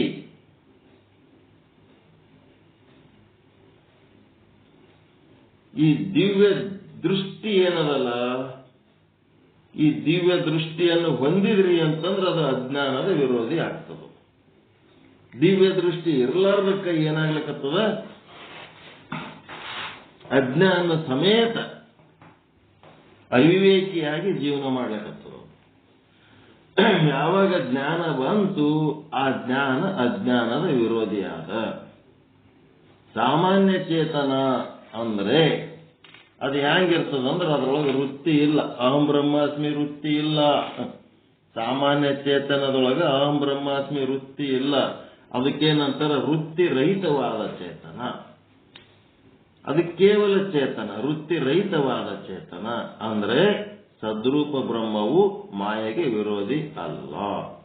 ಅದಕ್ಕೆ ಸದ್ರೂಪ ಬ್ರಹ್ಮ ಮಾಯೆಗೆ ವಿರೋಧಿ ಅಲ್ಲ, ಚಿದ್ರೂಪ ಬ್ರಹ್ಮ ಮಾಯೆಗೆ ವಿರೋಧಿ ಯಾಕೆ ಅಂತ ಕೇಳಿದಾಗ, ಸದ್ರೂಪ ಬ್ರಹ್ಮದಲ್ಲಿ ಅಹಂ ಬ್ರಹ್ಮಾಸ್ಮಿ ಅನ್ನುವಂಥ ವೃತ್ತಿ ಇಲ್ಲ. ಚಿದ್ರೂಪ ಬ್ರಹ್ಮದೊಳಗೇನದ ಸ್ವಯಂ ಪ್ರಕಾಶ, ಅಲುಪ್ತ ಪ್ರಕಾಶ, ತಾನು ಏನು ಇದ್ದೇನೆ ಅನ್ನುವುದು ತನಗೆ ಗೊತ್ತು. ಇಡೀ ಬ್ರಹ್ಮಾಂಡ ಏನು ಆದ ಅನ್ನೋದು ತನಗೆ ಗೊತ್ತು. ಅಂತ ಒಂದು ಪ್ರಕಾಶ ಆಗಿರುವಂತ ಆ ಪರಮಾತ್ಮನ ಚೇತನದ ವಿಶೇಷಣ ಯಾವಾಗ ಸದ್ಗುರುವಿನ ಕೃಪೆಯಿಂದ ನಿಮ್ಮ ಅನುಭವಕ್ಕೆ ತಂದುಕೋತೀರಿ, ಅಲ್ಲಿ ಒಂದು ವೃತ್ತಿ ತಯಾರಾಗ್ತದ ಅಹಂ ಬ್ರಹ್ಮಾಸ್ಮಿ ಅಂತ. ಆ ವೃತ್ತಿನೇ ದಿವ್ಯ ದೃಷ್ಟಿ. ಪರಮಾತ್ಮ ಗುರು ಕೊಡುವ ಒಂದು ಕಣ್ಣು, ಜ್ಞಾನ ದೃಷ್ಟಿ, ದಿವ್ಯ ದೃಷ್ಟಿ. ಆ ದಿವ್ಯ ದೃಷ್ಟಿಗೆ ಏನಾಗ್ತದಪ್ಪ ಅಂತಂದ್ರೆ ಈ ಅಜ್ಞಾನ ವಿರೋಧಿ ಆಗ್ತದೆ. ಯಾಕ ಅಲ್ಲಿ ವೃತ್ತಿ ಅದ. ಚಿದ್ರೂಪ ಬ್ರಹ್ಮದೊಳಗ ವೃತ್ತಿ ಅದ, ಸದ್ರೂಪ ಬ್ರಹ್ಮದೊಳಗ ವೃತ್ತಿ ಇಲ್ಲ. ಯಾವ ವೃತ್ತಿ? ಅಹಂ ಬ್ರಹ್ಮಾಸ್ಮಿ ವೃತ್ತಿ. ಶಿವೋಹಂ ಅನ್ನುವ ವೃತ್ತಿ, ನಾ ಶಿವನಿದ್ದೇನೆ ಎನ್ನುವ ವೃತ್ತಿ ಎಲ್ಲಿ ಅದ? ಚಿದ್ರೂಪ ಬ್ರಹ್ಮದಾಗ ಅದ. ಇದ್ದದ್ದಕ್ಕ ಅದೇನ್ ಮಾಡ್ತದ? ಅಜ್ಞಾನದ ವಿರೋಧಿ ಆದ. ಸದ್ರೂಪ ಬ್ರಹ್ಮ ಎರಡಕ್ಕೂ ಅವಕಾಶ ಯಾಕೆ ಕೊಡ್ತದ ಅಂತಂದ್ರೆ ಅಲ್ಲಿ ವೃತ್ತಿ ಇಲ್ಲ. ಅಹಂ ಬ್ರಹ್ಮಾಸ್ಮಿ ಎನ್ನುವ ಸತ್ಯದ ವೃತ್ತಿ ಅಲ್ಲಿ ಇಲ್ಲ. ವೃತ್ತಿ ರಹಿತ ವಿಶೇಷಣ, ವೃತ್ತಿ ಸಹಿತ ವಿಶೇಷಣ. ಅಲ್ಲಿ ವೃತ್ತಿ ಇಲ್ಲದಕ್ಕದು ಅವಕಾಶ ಕೊಡ್ತದ ಆ ರೀತಿ. ಅದಕ್ಕೆ ಚಪ್ಪಾಳೆ ತಟ್ಟುವಾಗ ಏನಾಗ್ತದ? ಚಪ್ಪಾಳೆ ತಟ್ಟುವಾಗ ವೃತ್ತಿ ಆದ ಸಂತೋಷ ಪಡ್ತೀರಿ. ಚಪ್ಪಾಳೆ ತಟ್ಟುವ ಕೈಗಳು ಚಪ್ಪಲಿಗಿಂತ ತಟ್ಟಿದಾಗ ಏನಾಗಬೇಕು? ಭಯಂಕರ ಸಂಕಟ ಆಗ್ತದೆ. ಅದು ವೃತ್ತಿ ಇತ್ತಂದ್ರೆ. ವೃತ್ತಿ ರೈತರಾಗ್ಬೇಕಾ ಬೇಡ? ಯಾವಾಗ ಬಂದ ಹೊಡೆತಂತಂದ್ರೆ ನಿಮ್ಮದು ವೃತ್ತಿ ಕೆಲಸ ಮಾಡ್ಲಿಕ್ಕಂತಂದ್ರೆ ಹೊಯ್ಕೊಳಂಗ ಆಗ್ತದೆ. ಹೌದಿಲ್ಲ? ಯಾವನಾರು ಬಂದು ಯಾವದಪ್ಪ ಬೈದ್ಬಿಟ್ಟ, ಪ್ರಸಂಗ ಹೆಂಗ್ ಬರ್ತಾವ ಹೇಳಕ್ಕಾಗಂಗಿಲ್ಲ. ಏನ್ ಬೇಕಾದ್ರೆ ಆಗ್ತಿರ್ತಾವ ಯಾವಾಗ ಬೇಕಾವಾಗ. ಆ ಟೈಮ್ನಾಗ ಏನಾಗಬೇಕು? ಸದ್ರೂಪ ಬ್ರಹ್ಮತ್ವಕ್ಕೆ ಬರಬೇಕು. ಚಿದ್ರೂಪ ಬ್ರಹ್ಮದೊಳಗ ಬ್ರಹ್ಮಾತ್ಮಿ ಬಿಟ್ಟು ಬಿಡ್ಬೇಕಲ್ಲಿ. ವೃತ್ತಿ ರಹಿತ ಸ್ಥಿತಿ ಒಳಗೆ ಬಂದು ಬಿಡ್ಬೇಕು. ವೃತ್ತಿ ರಹಿತ ಸ್ಥಿತಿ ಏನದ? ಎರಡನ್ನೂ ಒಪ್ಕೋತದದು. ಚಪ್ಪಾಳೆ ಹೊಡೆದ್ರೂ ಖುಷಿ, ಚಪ್ಪಲೆ ಹೊಡೆದ್ರು ಖುಷಿ, ಎರಡು ಖುಷಿನೇ ಅದಕ್ಕೆ. ಸಣ್ಣ ಖುಷಿಯೊಳಗೆ ಏನ್ ಮಾಡಿದ್ರಿ ಅಂದ್ರೆ, ಮಗು ಇದ್ದಂಗೆ ಹುಚ್ಚಿಗೆ ತವರ ಮನಿನೂ ಆಟೆ ಆತ, ಗಂಡನ ಮನಿನೂ ಆಟೆ ಆತ. ಸದ್ರೂಪ ಬ್ರಹ್ಮ ಹೆಂಗಿರ್ತದೆ? ಅಂತ ಒಂದು ಸ್ಥಿತಿಲಿಂತ ನಾವು ಆರಾಮಿರ್ತೀವೇ ಇಲ್ಲ. ಸಂಕಟ, ದುಃಖ, ಭಯ, ಚಿಂತೆ ಏನೆಲ್ಲ ಆಗುವಂತ ಪ್ರಸಂಗದೊಳಗ ಅದನ್ನೇ ದೊಡ್ಡದು ಮಾಡಿಕೊಂಡು ಸದ್ರೂಪ ಸ್ಥಿತಿಗೆ ಯಾರಿಗೆ ಹೋಗ್ಲಕ್ಕಾಗಂಗಿಲ್ಲ, ಆತ್ಮಹತ್ಯೆ ಮಾಡ್ಕೊಂಡು ಹೋಗ್ತಾರವ್ರು. ಸದ್ರೂಪದ ಒಂದು ವಿಶೇಷಣ ನಮ್ಮೊಳಗಾದ ಇಂಥ ಪ್ರಸಂಗದೊಳಗೂ ನಾನು ಬದುಕಿರಬಲ್ಲೆ ಅನ್ನಂಥವ್ರು ಮಾತ್ರ ಈ ಒಂದು ಸದ್ರೂಪದ ವಿಶೇಷಣದ ಅರಿವಿದ್ದವರು, ಈ ವೃತ್ತಿ ರಹಿತವಾದಂತ ಒಂದು ವಿಶೇಷಣ ಇದ್ದಂತ ಅರಿವಿದ್ದವರು ಬದುಕ್ತಾರ. ನಮ್ಮ ಅಳಿಯ ಮಗಳ ಗಂಡಂದ ಕ್ಲಾಸ್ಮೇಟ್ ಬೆಂಗಳೂರಾಗ ಬನ್ನಿ ಏನಾಗ್ಯದ, ತಾಯಿ ಮಗು ಅದೇನು 1 ವರ್ಷ 1.5 ವರ್ಷದಿಂದ ಕೂಸದ, 1.5 ವರ್ಷದಿಂದ ಕೂಸದ, ಅದೇನು ಏನೂ ಮಾಡ್ಲಕ್ಕಿಲ್ಲ ಬಿಡು ಅಂತ ಹೇಳಿ ಆಕೆ ಅಷ್ಟೇ ಹಾಲ್ನಾಗ ಕುಂದಿರ್ಸಿ ಮ್ಯಾಲ ರೂಮ್ನಾಗ ಹೋಗಿ ಅವೇನೋ ಬಟ್ಟೆ ತರ್ಲಕ್ಕೆ ಹೋಗ್ಯಾಳ. ಹೋಗಿ ಬರೋದ್ರಾಗೆ ಏನ್ ಮಾಡೋದದು, ಬಕೆಟ್ನಾಗ ನೀರು ತುಂಬಿಸಿಟ್ಟಾಳ. ಆ ಬಕೆಟ್ನಾಗ ಏನ್ ಮಾಡ್ಲಕ್ಕೆ ಹೋಗ್ಯದ, ತಲೆ ಕೆಳಗಾಗಿ ಬಕೆಟ್ನಾಗ ಬಿದ್ದದ. ಏನ್ ದೊಡ್ಡ ಅಪ್ಪವಾದ ಅನಾಹುತ ಅಲ್ಲ ಏನು ಅದು. ಬಕೆಟ್ನಾಗ ತಲೆ ಹಾಕಿ ಕೆಳಗೆ ಬಿದ್ದುಬಿಟ್ಟದ, ಉಸಿರುಗಟ್ಟು ಸತ್ತೋಗ್ಬಿಟ್ಟದ ಕೂಸ. ಈ ಕೂಸ ಹಿಂಗಾಗದಕ್ಕ ನಾನೇ ಕಾರಣ ಅಂತೇಳಿ ಆಕಿನೂ ಆತ್ಮಹತ್ಯೆ ಮಾಡ್ಕೊಂಡ್ಬಿಟ್ಟ. ಇಬ್ರು ಸತ್ತಾರ ಮನೆಗೆ ಬರೋದ್ರ. ಈಗ ಆಕೆ ಯಾಕೆ ಸತ್ತು ಗೊತ್ತಿಲ್ಲ, ಇದು ಯಾಕೆ ಸತ್ತು ಗೊತ್ತು. ಏನು ಅಲ್ಲಿ ಸದ್ರೂಪದ ಒಂದು ವಿಶೇಷಣದ ಅರಿವಿರ್ಲಾರ್ದಕ್ಕ ಏನಾಗ್ಬಿಡ್ತು, ಇಂಥವಿನ್ನ 10 ಹಡಿಬಹುದು ಅನ್ನೋಂಥದ್ದು ಬುದ್ಧಿ ಇಲ್ಲ, ಏನಿಲ್ಲ. ಅದೊಂದೇ ಕೂಸು ಫೈನಲ್ ಅಂತ ತಿಳ್ಕೊಂಡು ಏನಾಗ್ಬಿಡ್ತು, ಅದ್ರ ಸಂಗಡ ತಾನು ಸತ್ತೋಗ್ಬಿಟ್ಲು. ಅವ ಏನ್ ಮಾಡ್ಬೇಕು ಹಿಂಗ್ ಮಾಡಿದ್ರೆ? ಇಂಥವೇ ಏನೇನೋ ಆಗ್ತಿರ್ತಾವ. ಅದಕ್ಕ ನಮಗ ಅಲ್ಲಿ ನಿಂತು ಇಲ್ಲಿ ತನಕ ಅಪಮಾನ, ಕಷ್ಟ, ನಷ್ಟ, ಭಯ, ದುಃಖ ಆದಾಗ ನಮಗ ಯಾವುದು ತೊಂದರೆ ಆಗ್ಲಾರ್ದಂಗ ಸುರಕ್ಷಿತವಾಗಿ ಕಾಪಾಡ್ಕೊಂಡು ಬಂದದ್ದೇ ನಮ್ಮ ಸದ್ರೂಪ ವಿಶೇಷಣ. ಚಿದ್ರೂಪ ವಿಶೇಷಣ ಇತ್ತು ಅಂತಂದ್ರೆ ಅದು ಬ್ರಹ್ಮಾಸ್ಮಿ ಅಂತೇಳಿ ಭಯಂಕರ ಒಂದು ಏನ್ ಮಾಡ್ಬಿಡ್ತದಪ್ಪ ಅಂತಂದ್ರ ದುಃಖ, ಭಯ, ಚಿಂತೆ ಏನೆಲ್ಲ ಉಂಟಾಗ್ಬಿಡ್ತದೆ. ನನ್ನ ಅಸ್ತಿತ್ವ ಇಂಥದು, ಇಂಥದ್ರಾಗ ನನಗೆ ಹಿಂಗ ಆಯ್ತಲ್ಲ ಅಂತೇಳಿ ಬರೇ ಆನಂದ ಪಡುವುದಷ್ಟೇ ಅಲ್ಲ, ದುಃಖ ಪಡುವಾಗಲೂ ಸಹಿತ ಪರಮಾತ್ಮನ ಕರುಣೆ ನಮಗಿದ್ರೆ ಸುರಕ್ಷಿತವಾಗಿರ್ತೀವಿ. ಅದಕ್ಕೆ ಚಿದ್ರೂಪ ಏನದ, ಅದಕ್ಕೆ ವಿರೋಧ ಅದ. ಚಿದ್ರೂಪ ಚಪ್ಪಾಳೆಗಷ್ಟೇ ಪರ, ಚಪ್ಪಲಿಗೆ ವಿರೋಧ. ಅದು ಚಪ್ಪಲಿ ಹೊಡೆದ್ರೆ ಅದಕ್ಕೆ ವಿರೋಧ ಆಗಿಬಿಡ್ತಾವ. ಸದ್ರೂಪಕ್ಕೆ ಹಂಗಿಲ್ಲ, ಅದು ಹೊಟ್ಟೆಗೆ ಹಾಕೊಂಡು ಹೋಗಂತ ಕೆಲಸ ಅದು ಮಾಡ್ತಾವ.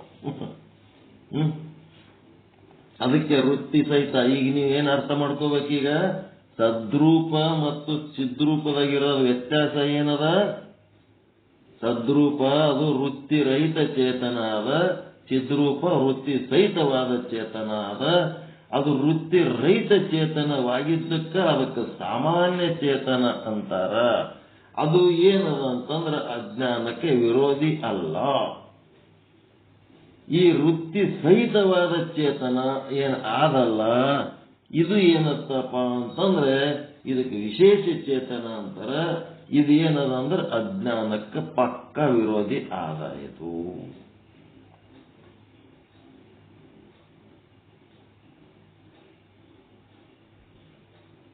ತಿಳಿದ್ರ?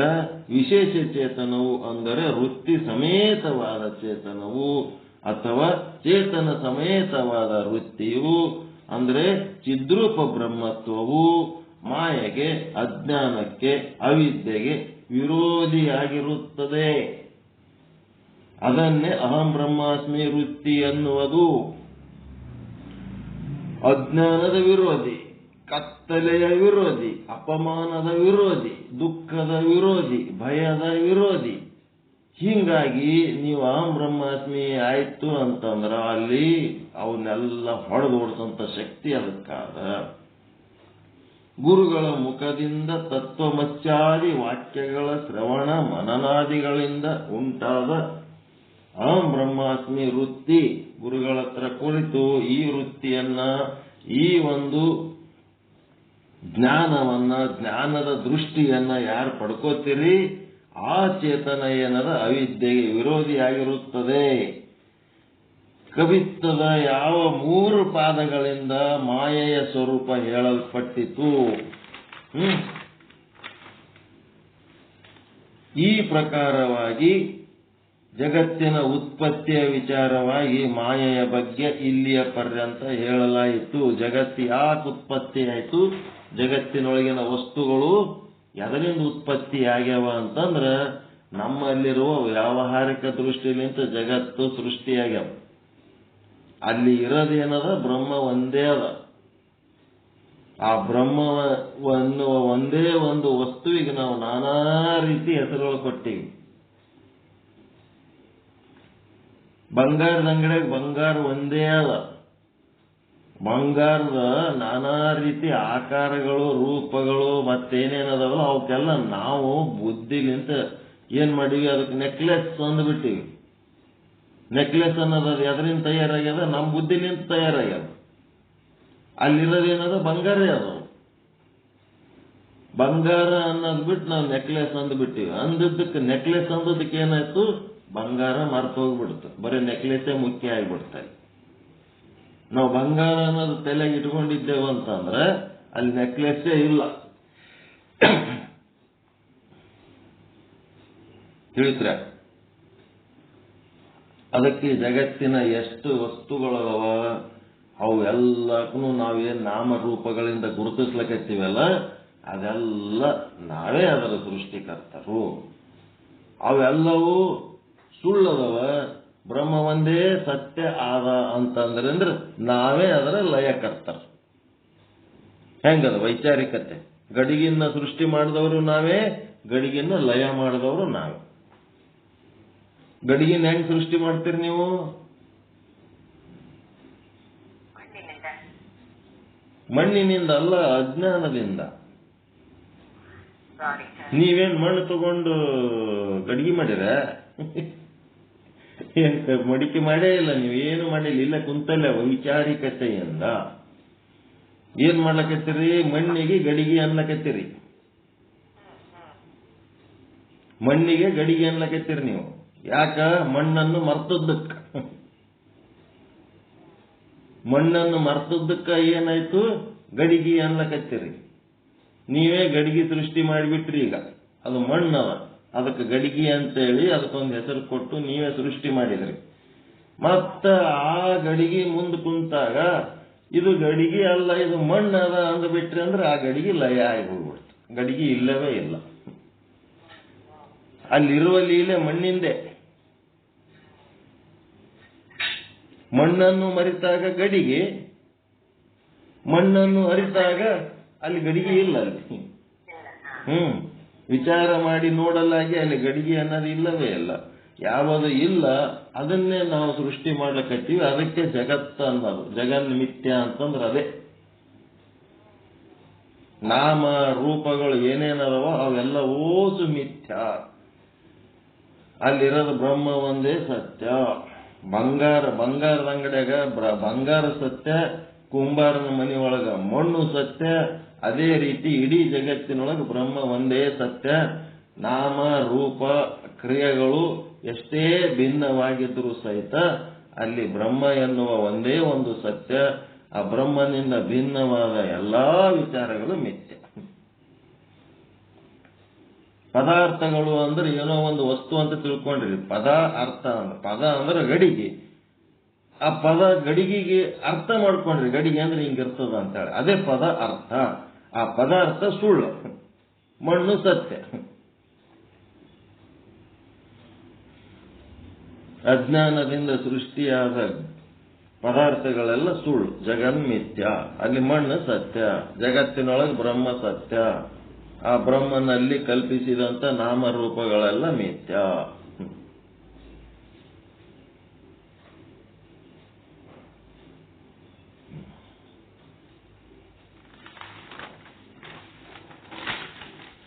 ಹೆಂಗದ ನೋಡ್ರಿ.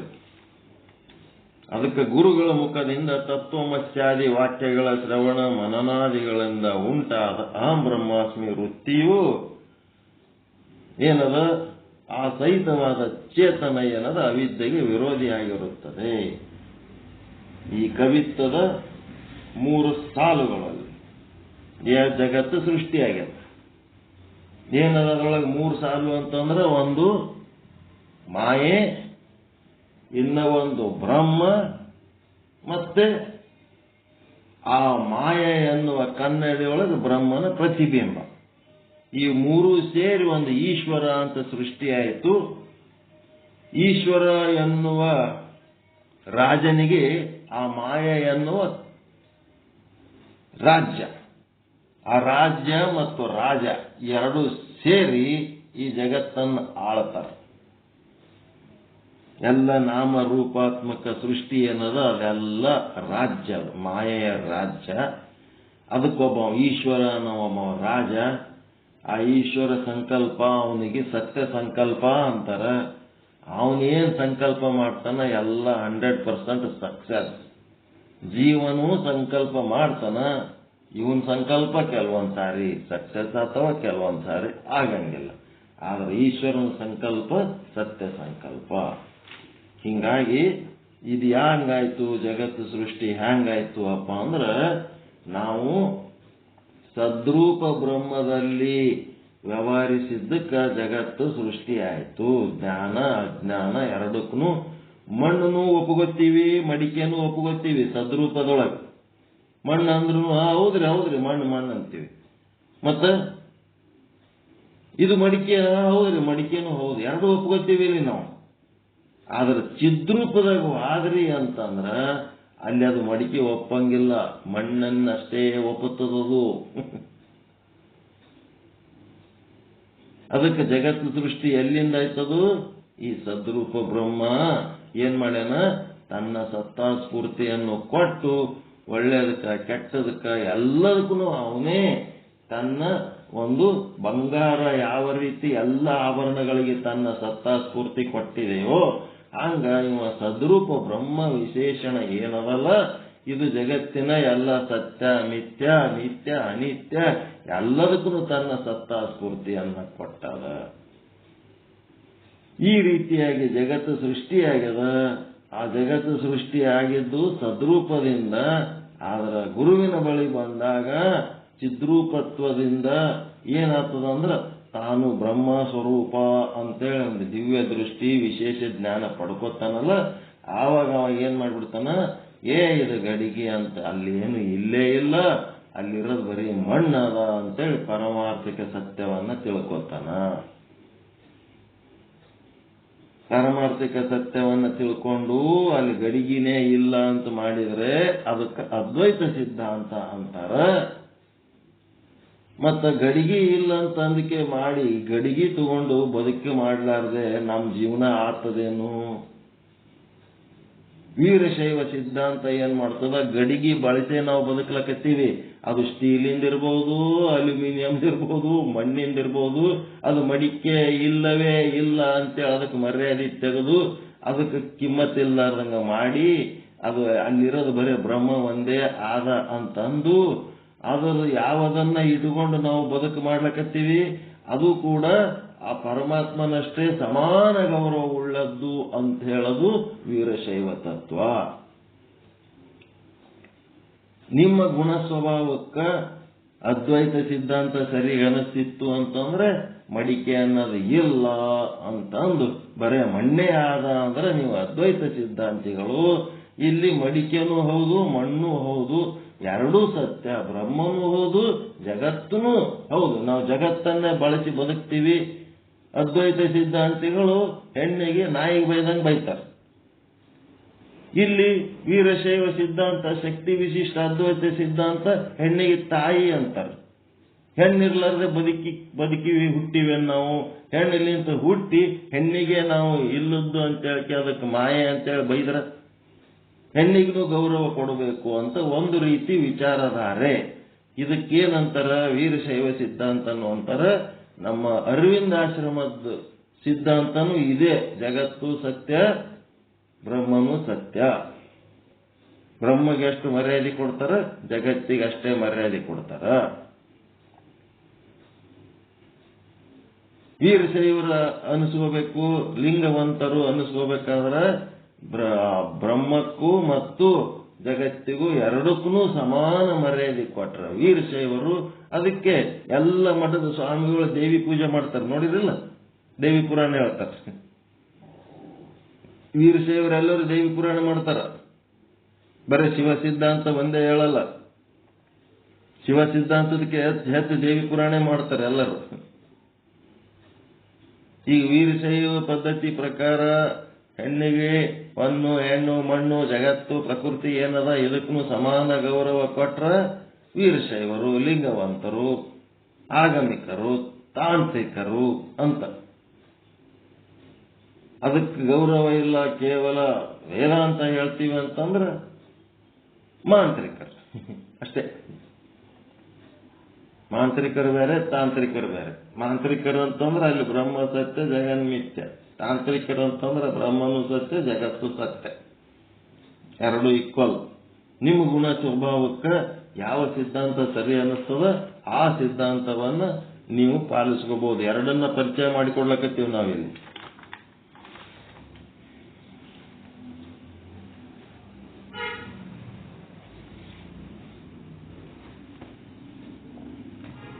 ಅಹಂ ಬ್ರಹ್ಮಾಸ್ಮಿ ವೃತ್ತಿ ನಿಮ್ಗೆ ಆಗ್ಬೇಕಾದ್ರೆ ಅಂತಃಕರಣ ಇರ್ಲಾರ್ದೆ ಆಯ್ತೇನ್ರಿ? ಬುದ್ಧಿ ಇರ್ಲಾರ್ದೆ ಆಯ್ತಾ? ಬುದ್ಧಿ ಸಮೇತವಾಗಿ ಹೇಳಕತ್ತೀರ ಇಲ್ಲ?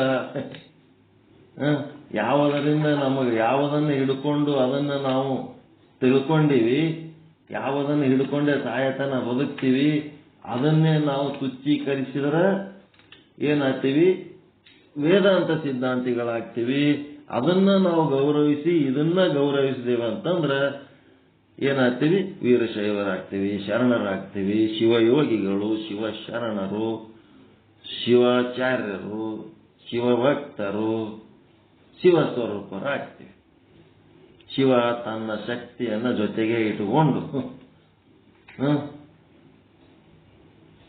ತನ್ನಷ್ಟೇ ಗೌರವ ಕೊಟ್ಟು ಏನ್ ಮೇಂಟೈನ್ ಮಾಡೋಣ, ಆ ರೀತಿ ಇರಂತ ಒಂದು ಜೀವನ ಸುರಕ್ಷಿತವಾಗಿರ್ತದ ಅನ್ನೋಂಥ ವಿಚಾರ ಹೇಳುವ ಮೂಲಕ ಇವತ್ತಿನ ಪಾಠ ಏನ್ ಮಾಡ್ತೀವಿ? ಚಿದ್ರೂಪ ಬ್ರಹ್ಮಕ್ವಾದೇವಂದ್ರೆ ಅಜ್ಞಾನಕ್ಕೆ ವಿರೋಧಿ, ಸದ್ರೂಪ ಬ್ರಹ್ಮದ ವಿಶೇಷಣದೊಳಗಿದ್ರೆ ಜ್ಞಾನ ಅಜ್ಞಾನ ಎರಡಕ್ಕೂ ಸಮಾನವಾದಂತ ಸತ್ತಾ ಸ್ಫೂರ್ತಿಯನ್ನು ಕೊಟ್ಟಿರ್ತದ ಅಂತ ಹೇಳಿ ನನ್ನ ಚಿಂತನವನ್ನ ನಿಮ್ಮೆಲ್ಲರ ಪಾದಗಳಿಗೆ ಅರ್ಪಿಸ್ತಿದ್ದೇನೆ.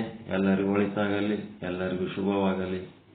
ಪರಮಾನಂದ ಪ್ರಾಪ್ತಿ ಭವ, ಸರ್ವ ದುಃಖ ನಿವೃತ್ತಿ ಭವ, ಇಷ್ಟಾರ್ಥ ಸಿದ್ಧಿರಸ್ತು, ಯಶಸ್ವಿ ಭವ, ಯಶಸ್ವಿ ಭವ.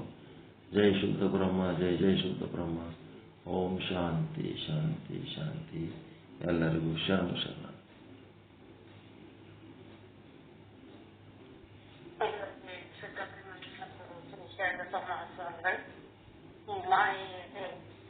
ಮಾಯೆಯ ಒಂದು ಸುಖವನ್ನ ನಮಗೆಲ್ಲ ಕೊಟ್ಟರು.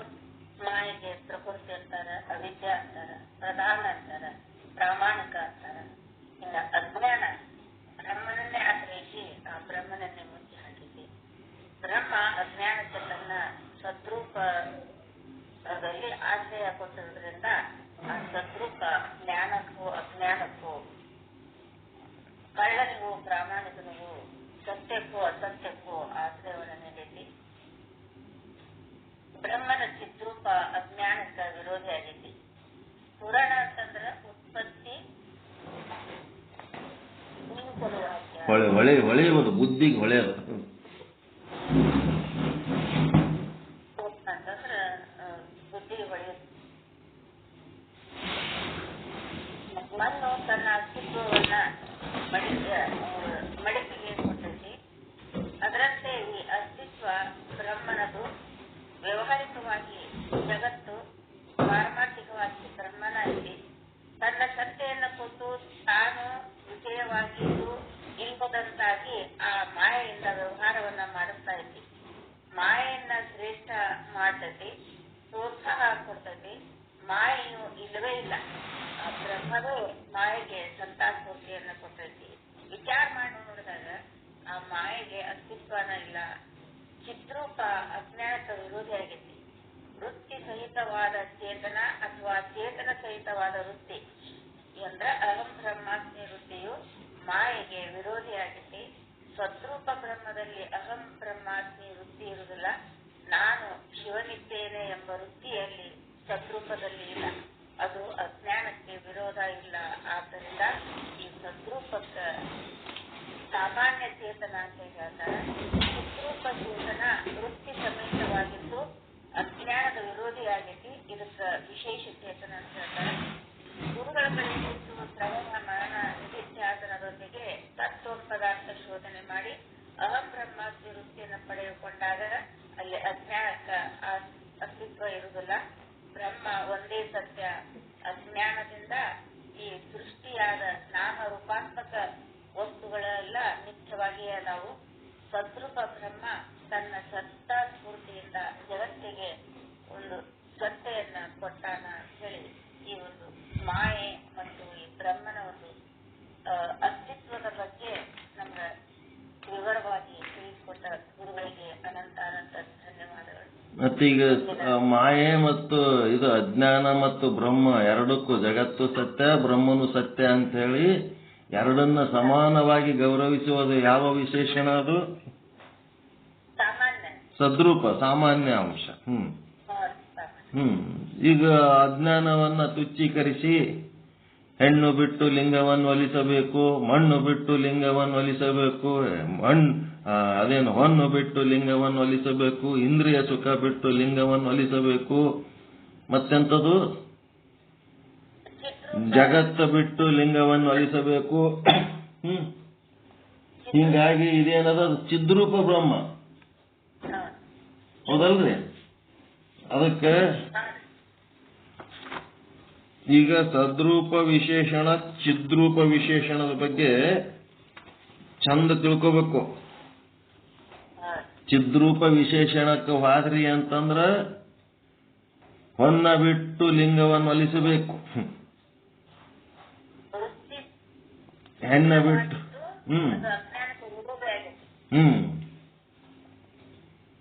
ಅಜ್ಞಾನ ಅಂತ ಅನ್ನಂಗಿಲ್ಲ ಅವರು.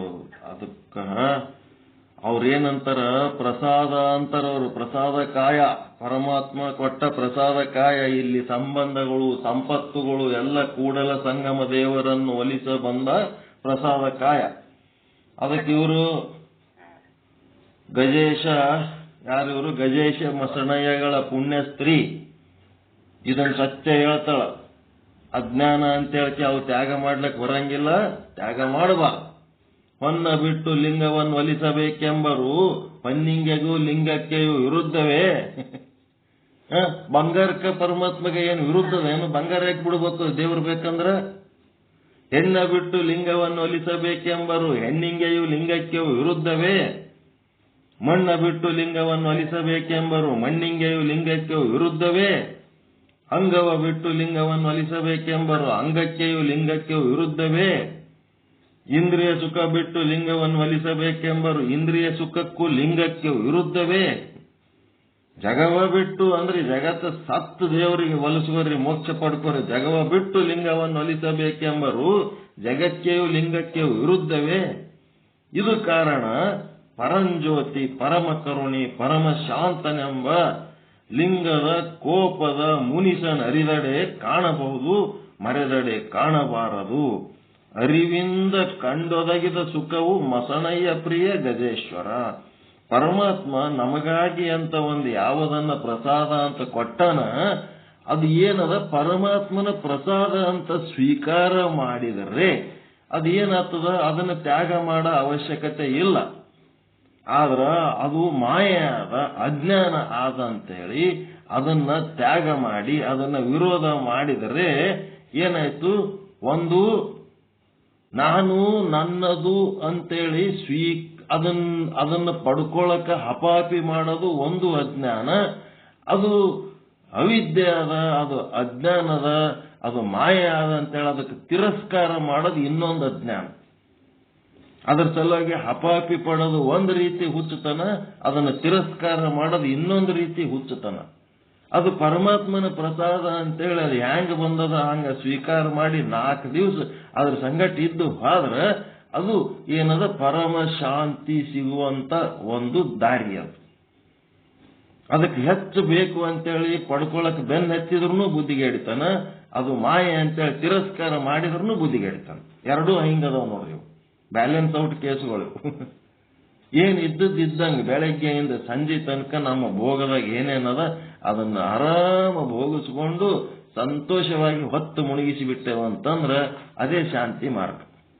ಅದೆಲ್ಲ ಹೆಂಗಂತ ಪರಮಾತ್ಮನ ಪ್ರಸಾದ ಅಷ್ಟೇ, ಮತ್ತಿನೇನಿಲ್ಲ. ಇವತ್ತು ಬೆಳಗ್ಗೆಯಿಂದ ಸಂಜೆ ತನಕ ನಮ್ಗೆ ಏನ್ ಸಿಗ್ತದ ಅದೆಲ್ಲ ಪರಮಾತ್ಮನ ಪ್ರಸಾದ ಅಂತ ಪರಮಾತ್ಮನ ನೆನೆಸ್ಕೊತ ನಿಂದೆ ಅಪ್ಪ ಏನ್ ಇದ್ದದ್ದೆಲ್ಲ ನಿಂದೆ ಅಪ್ಪ, ಎಲ್ಲ ನಿನ್ಲಿಂತೆ ಬಂದದ, ಮತ್ ಕಡೆಗೆ ನಿನ್ ಬಲ್ಲೆ ಹೋಗ್ತದ. ನಾನು ಕಡೆಗೆ ಒಂದಿನ ನಿನ್ ಬಲ್ಲೆ ಬರ್ತೀನಿ, ನಿನ್ಲಿಂತೆ ಬಂದೀನಿ, ನಿನ್ನೊಳಗೆ ಅದೀನಿ, ನಿನ್ನ ನೆನ್ಸ್ಕೋತೆ ಅದೀನಿ ಅನ್ಕೋತ ನಾವು ಜೀವನ ಮಾಡಿಬಿಟ್ಟೇವ ಅಂತಂದ್ರ ಮುಗಿದು ಹೋಗ್ಬಿಡ್ತಿ. ಯಾವದಕ್ಕೂ ವಿರೋಧನೂ ಮಾಡಬೇಡ್ರಿ, ಯಾವದಕ್ಕೂ ಆಸೆ ಪಟ್ಟು ಹಪಾಕಿನೂ ಮಾಡಬೇಡ್ರಿ. ಗಜೇಶ ಮಸನಯ್ಯನ ಪುಣ್ಯ ಸ್ತ್ರೀ ಆಕಿ ತನ್ನ ಹೆಸರು ಸಹಿತ ಹೇಳ್ಕೊಳಕ್ ತಯಾರಿಲ್ಲ, ಎಂತ ಒಂದು ಪರಮ ಸತ್ಯದ ವಚನವನ್ನು ಬರೆದು ಕೊಟ್ಟೋಗ ಅಮ್ಮ.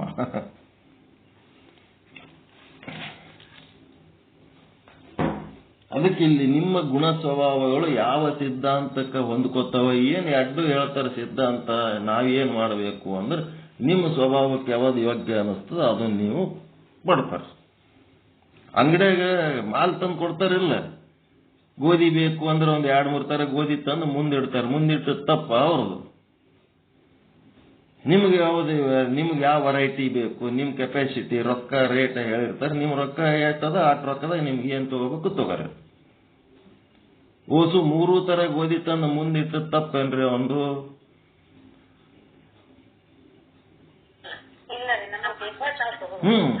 ಮತ್ ತಾನ್ ಯಾವ್ದು ಸಿದ್ಧಾಂತ ನಂಬೇನ, ನನ್ನ ಸ್ವಭಾವಕ್ಕೆ ಯಾವ್ದು ಸರಿ ಅನ್ಸಿರ್ತೋ ನಂಬಿರ್ತೀನಿ. ನನ್ನ ಕೆಪಾಸಿಟಿ ಪ್ರಕಾರ ಏನ್ ತಿನ್ಬೇಕು ನಾ ತಿಂತಿರ್ತೀನಿ, ನಿಮ್ ಕೆಪಾಸಿಟಿ ಪ್ರಕಾರ ಏನ್ ತಿನ್ಬೇಕು ನೀವು ತಿನ್ಬೇಕು, ಅಷ್ಟೇ. ನಾ ತಿನ್ನೋದು ನಿಮ್ಗೆ ಸಂಬಂಧ ಇಲ್ಲ, ನೀವು ತಿನ್ನೋದು ನಮಗ್ ಸಂಬಂಧ ಇಲ್ಲ. ಅಲ್ಲಿ ಏನದ ಪರಿಚಯಿಸ್ಲಕತ್ತೀವಿ ಅಷ್ಟೇ.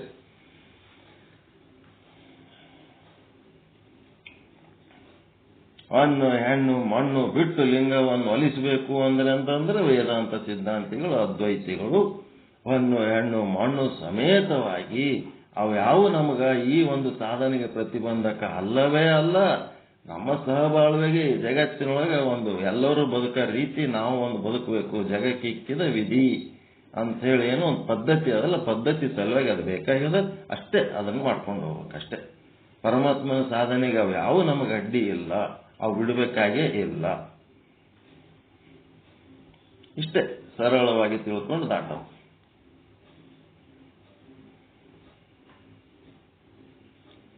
ಹಂಗೆ ಮಾಡ್ರಿ ಹಿಂಗೆ ಮಾಡ್ರಿ ಅಂತೇಳಿ ಯಾವ ಆದೇಶಗಳು ಇಲ್ಲಿರಂಗಿಲ್ಲ. ಭಗವದ್ಗೀತೆ ಒಳಗೆ ಶ್ರೀಕೃಷ್ಣ 18 ಅಧ್ಯಾಯ 18 ಯೋಗ ಹೇಳಿದ ಮೇಲೂ ಕಡಿಗೆ ಅರ್ಜುನ ತಲೆ ಕೆಟ್ಬಿಡುತ್ತೆ. ಏನು 18 ಯೋಗ ಹೇಳಿ ಕೂತಿ ನಾನು ಯಾವತ್ತು ಫಾಲೋ ಮಾಡ್ಲಿ ಅಂತ ಕೇಳದ. ನೀನು ನಿನ್ನ ಸ್ವಭಾವಕ್ಕೆ ಯಾವ್ದು ಚಲೋ ಅನ್ನಿಸ್ತದ ಅದು ಫಾಲೋ ಮಾಡು, ಮತ್ತು ನಾ ಹೇಳಿನ ಹೇಳಿಕೆ 18ರಾಗ ಒಂದು ಯಾವ್ದಾರ ಮಾಡ್ಲೇಬೇಕತ್ತೆ, ಏನು ಮಾಡೋ ಅವಶ್ಯಕತೆ ಇಲ್ಲ. ಮಾಡ್ಲಿಲ್ಲ ಅಂದ್ರೂ ನಿನಗೆ ಆನಂದ ಇರ್ತಿತ್ತಂದ್ರೆ ಬಿಟ್ಬಿಡು, ಎಲ್ಲ ಬಿಸಾಕ, ಭಗವದ್ಗೀತೆ ಬಿಸಾಕಿ ನೀನು ಆನಂದದೊಳಗೆ ನೀ ಇರು. ಮತ್ತೇನಾರೇ ಮಾಡ್ಬೇಕು ಅನ್ನಿಸ್ತಿತ್ತಂದ್ರೆ ನಿನ್ನ ಸ್ವಭಾವಕ್ಕೆ ಯಾವಾಗ ಚಲೋ ಅನ್ನಿಸ್ತದ ಅದು ನೀ ಮಾಡು. ನೀನು ಆನಂದವಾಗಿರೋದು ಮುಖ್ಯನೋ ಅರ್ಜುನ, ನನಗ ಯೋಗ ಮಾಡೋದು ಮುಖ್ಯ ಅಲ್ಲ ನನಗಂತ ಹೇಳ್ದ. ನೀ ಆನಂದ ಇರ್ಬೇಕಷ್ಟೇ, ನಿನ್ನ ಆನಂದದ ಸ್ವರೂಪದಾಗ ನೀನಿರೋದು ಮುಖ್ಯ ಅದ. ಇವೆಲ್ಲ ಮಾಡಿದ್ರೆ ಆನಂದ ಇರ್ತೀನಿ ಅಂತ ಅಲ್ಲ, ಮಾಡಲಿಲ್ಲ ಅಂತಂದ್ರೆ ದುಃಖ ಆಗ್ತದಂತಲ್ಲ. ಆನಂದವಾಗಿರೋದಕ್ಕೆ ನಿನ್ನ ಸಂಶೋಧನೆಗೆ ನಮ್ಮ ಒಂದಿಷ್ಟು ಮಾಹಿತಿಗಳು ಕೊಟ್ಟಿವಿ ಅಷ್ಟೇ. ಇವುದ್ರೊಳಗೆ ಯಾವರೇ ಉಪಯೋಗ ಆಗ್ತಿದ್ರೆ ಮಾಡು, ಇಲ್ಲ ಅಂತಂದ್ರೆ ಬಿಸಾಕ ಕನ್ನಡಿ ಅಂದ. ಹಿಂಗ ಇಲ್ಲಿ ಸಹಿತ ಹಂಗೆ ಇಷ್ಟದವ್ ನೋಡ್ರಿ, ನಮ್ಮ ಹತ್ರ ಬೇಕಿದ್ರೆ ತಗೋರಿ, ಬ್ಯಾಡ ಅಂದ್ರೆ ಬಿಡ್ರಿ, ಏನ್ ತೊಂದ್ರೆ ಇಲ್ಲ. ತಗೊಂಡ್ರು ಸಂತೋಷ, ಬಿಟ್ರು ಸಂತೋಷ. ಅಂಗಡಿಯವ್ರು ಹೆಂಗಿರ್ತಾರ ಹಂಗ ನಮ್ದು ಇರ್ಲಿ. ಸಾಮಾನ್ಯ ಚೇತನ ಸ್ವೀಕರಿಸಬೇಕು, ವಿಶೇಷ ಚೇತನ ಸ್ವೀಕರಿಸಬೇಕು. ನಮ್ಗೆ ಯಾವ್ದು ಯಾವಾಗ ನಿಮಗೆ ಎರಡು ಸ್ವೀಕರಿಸ್ತೀರಿ. ಒಂದು ಪ್ರಸಂಗದೊಳಗ ವಿಶೇಷ ಚೇತನವನ್ನು ಸ್ವೀಕರಿಸಬೇಕಾಗ್ತದ, ಒಂದೊಂದು ಪ್ರಸಂಗದೊಳಗೆ ಸಾಮಾನ್ಯ ಚೇತನವನ್ನು ಸ್ವೀಕರಿಸಬೇಕಾಗ್ತದ. ಎರಡು ಬೇಕೇ ಜೀವನದಾಗ. ಎರಡು ಸ್ವೀಕರಿಸ್ತೀರಿ, ಎರಡನ್ನು ಗೌರವಿಸೋದು. ಶರಣ ಸಿದ್ಧಾಂತ, ವೀರಶೈವ ಸಿದ್ಧಾಂತ, ಆಗಮಿಕ ಸಿದ್ಧಾಂತ, ತಾಂತ್ರಿಕ ಟೆಕ್ನಿಕ್ಸ್. ಓಕೆ, ಒಳ್ಳೆಯದಾಗಿ. ಟೈಮ್ ಭಾಳ ಆಯ್ತು. ಇಂದಿನ ಪ್ರಕಟಣೆಗಳು: 4 ಗಂಟೆಗೆ ಮಹಿಳಾ ಕಾರ್ಯಕ್ರಮ, ರಾತ್ರಿ 8 ವಿವಿಧ ಗ್ರಂಥಗಳ ವಾಚನ ಮತ್ತು ಶ್ರೀ ಸಿದ್ಧಾಂತ ಶಿಖಾಮಣಿ ಸಿದ್ದೇಶ್ವರ ಸ್ವಾಮಿಗಳ ಗ್ರಂಥದ ಒಂದು ಜ್ಞಾನವನ್ನು ಗುರುಗಳು ನೀಡ್ತಾರೆ. ಎಲ್ಲರೂ ಇದರ ಒಂದು ಪ್ರಯೋಜನ ಪಡ್ಕೋಬೇಕಂತ ಹೇಳಿ ಎಲ್ಲರೂ. ರಾತ್ರಿ 9 ಸಿದ್ಧಾಂತ ಶಿಖಾಮಣಿ ಉಪೋದ್ಘಾತ ಮುಗಿತು.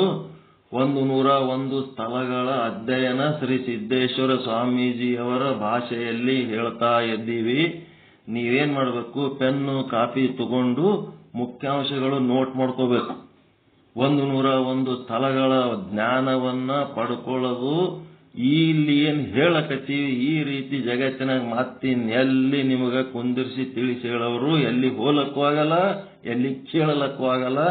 ಈ ಒಂದು ಸದುಪಯೋಗ ಪಡ್ಕೊಂಡು ನೀವೇನ್ ಮಾಡ್ಬೇಕು, ರಾತ್ರಿ ಏನಾದ್ರಾಗೆ ಒಂದು ಚಲೋದು ಲಾಂಗ್ ನೋಟ್ಬುಕ್ ತಗೊಳ್ರಿ, ಒಂದಿಷ್ಟು ಕೆಂಪು ಪೆನ್ನ, ನೀಲಿ ಪೆನ್ನ, ಕರಿ ಪೆನ್ನ ಯಾವ ತಗೊಳ್ರಿ. ತಗೊಂಡು ಒಂದು 4 ವಾಕ್ಯಗಳನ್ನ ಬರ್ಕೊಳ್ಳಂತ ಕೆಲಸ ಮಾಡ್ಕೊಂಡ್ರಿ ಅಂತಂದ್ರ ಇಡೀ ವಿಶ್ವದ ಎಲ್ಲಾ ಸಿದ್ಧಾಂತಗಳ ಸಾರ ಮತ್ತು ಎಲ್ಲಾ ಸಿದ್ಧಾಂತಗಳಿಗೆ ಮೀರಿದಂತ ಶಿಖಾಮಣಿ ಎನ್ನುವಂತ ಗ್ರಂಥವನ್ನ ನೀವು ಅಧ್ಯಯನ ಇವತ್ತಲಿಂತ ಪಿಂಡಸ್ಥಳ ಆರಂಭ ಮಾಡ್ಲಕತ್ತೀವಿ. ಯಶಸ್ವಿಯಾಗಿ 101 ಸ್ಥಳಗಳ ಅಧ್ಯಯನ ಸಿದ್ದೇಶ್ವರ ಸ್ವಾಮೀಜಿಯವರ ಕೃಪೆಯಿಂದ ಮುಗಿಸ್ತೀವಿ ಅನ್ನಂತ ಒಂದು ಆತ್ಮವಿಶ್ವಾಸ ಅದ.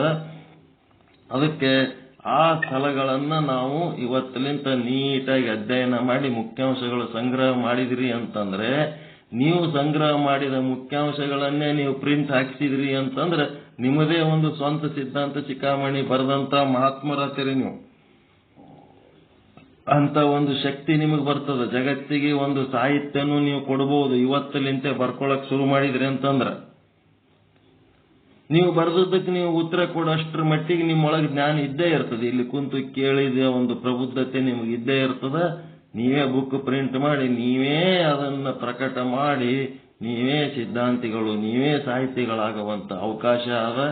ಮತ್ತೆ ನಿಮ್ಮ ಜೀವ ಶಿವನಾಗ್ತದ, ನಿಮ್ಮ ಅಂಗ ಲಿಂಗ ಆಗುವುದರಲ್ಲಿ ಯಾವ ಸಂಶಯ ಇಲ್ಲ. ಇದೇ ಜನ್ಮದಾಗೆ ಎಲ್ಲರಿಗೂ 100% ಮೋಕ್ಷ ಆಗ್ತದ ಅನ್ನೋಂಥ ಆತ್ಮವಿಶ್ವಾಸ ನಮಗ ಆದ. ಅದು ನಮಗಿದ್ದ ವಿಶ್ವಾಸ ನಿಮಗೂ ಇರಬೇಕು. ಇತ್ತಂತಂದ್ರೆ ನಿಮಗೂ ಮೋಕ್ಷ ಆಯ್ತು, ಎಲ್ಲರಿಗೂ ಮೋಕ್ಷ ಆಯ್ತು, ಅದ್ರಾಗೇನು ಡೌಟ್ ಇಲ್ಲ. ಓಕೆ, ಒಳ್ಳೆಯದಾಗ.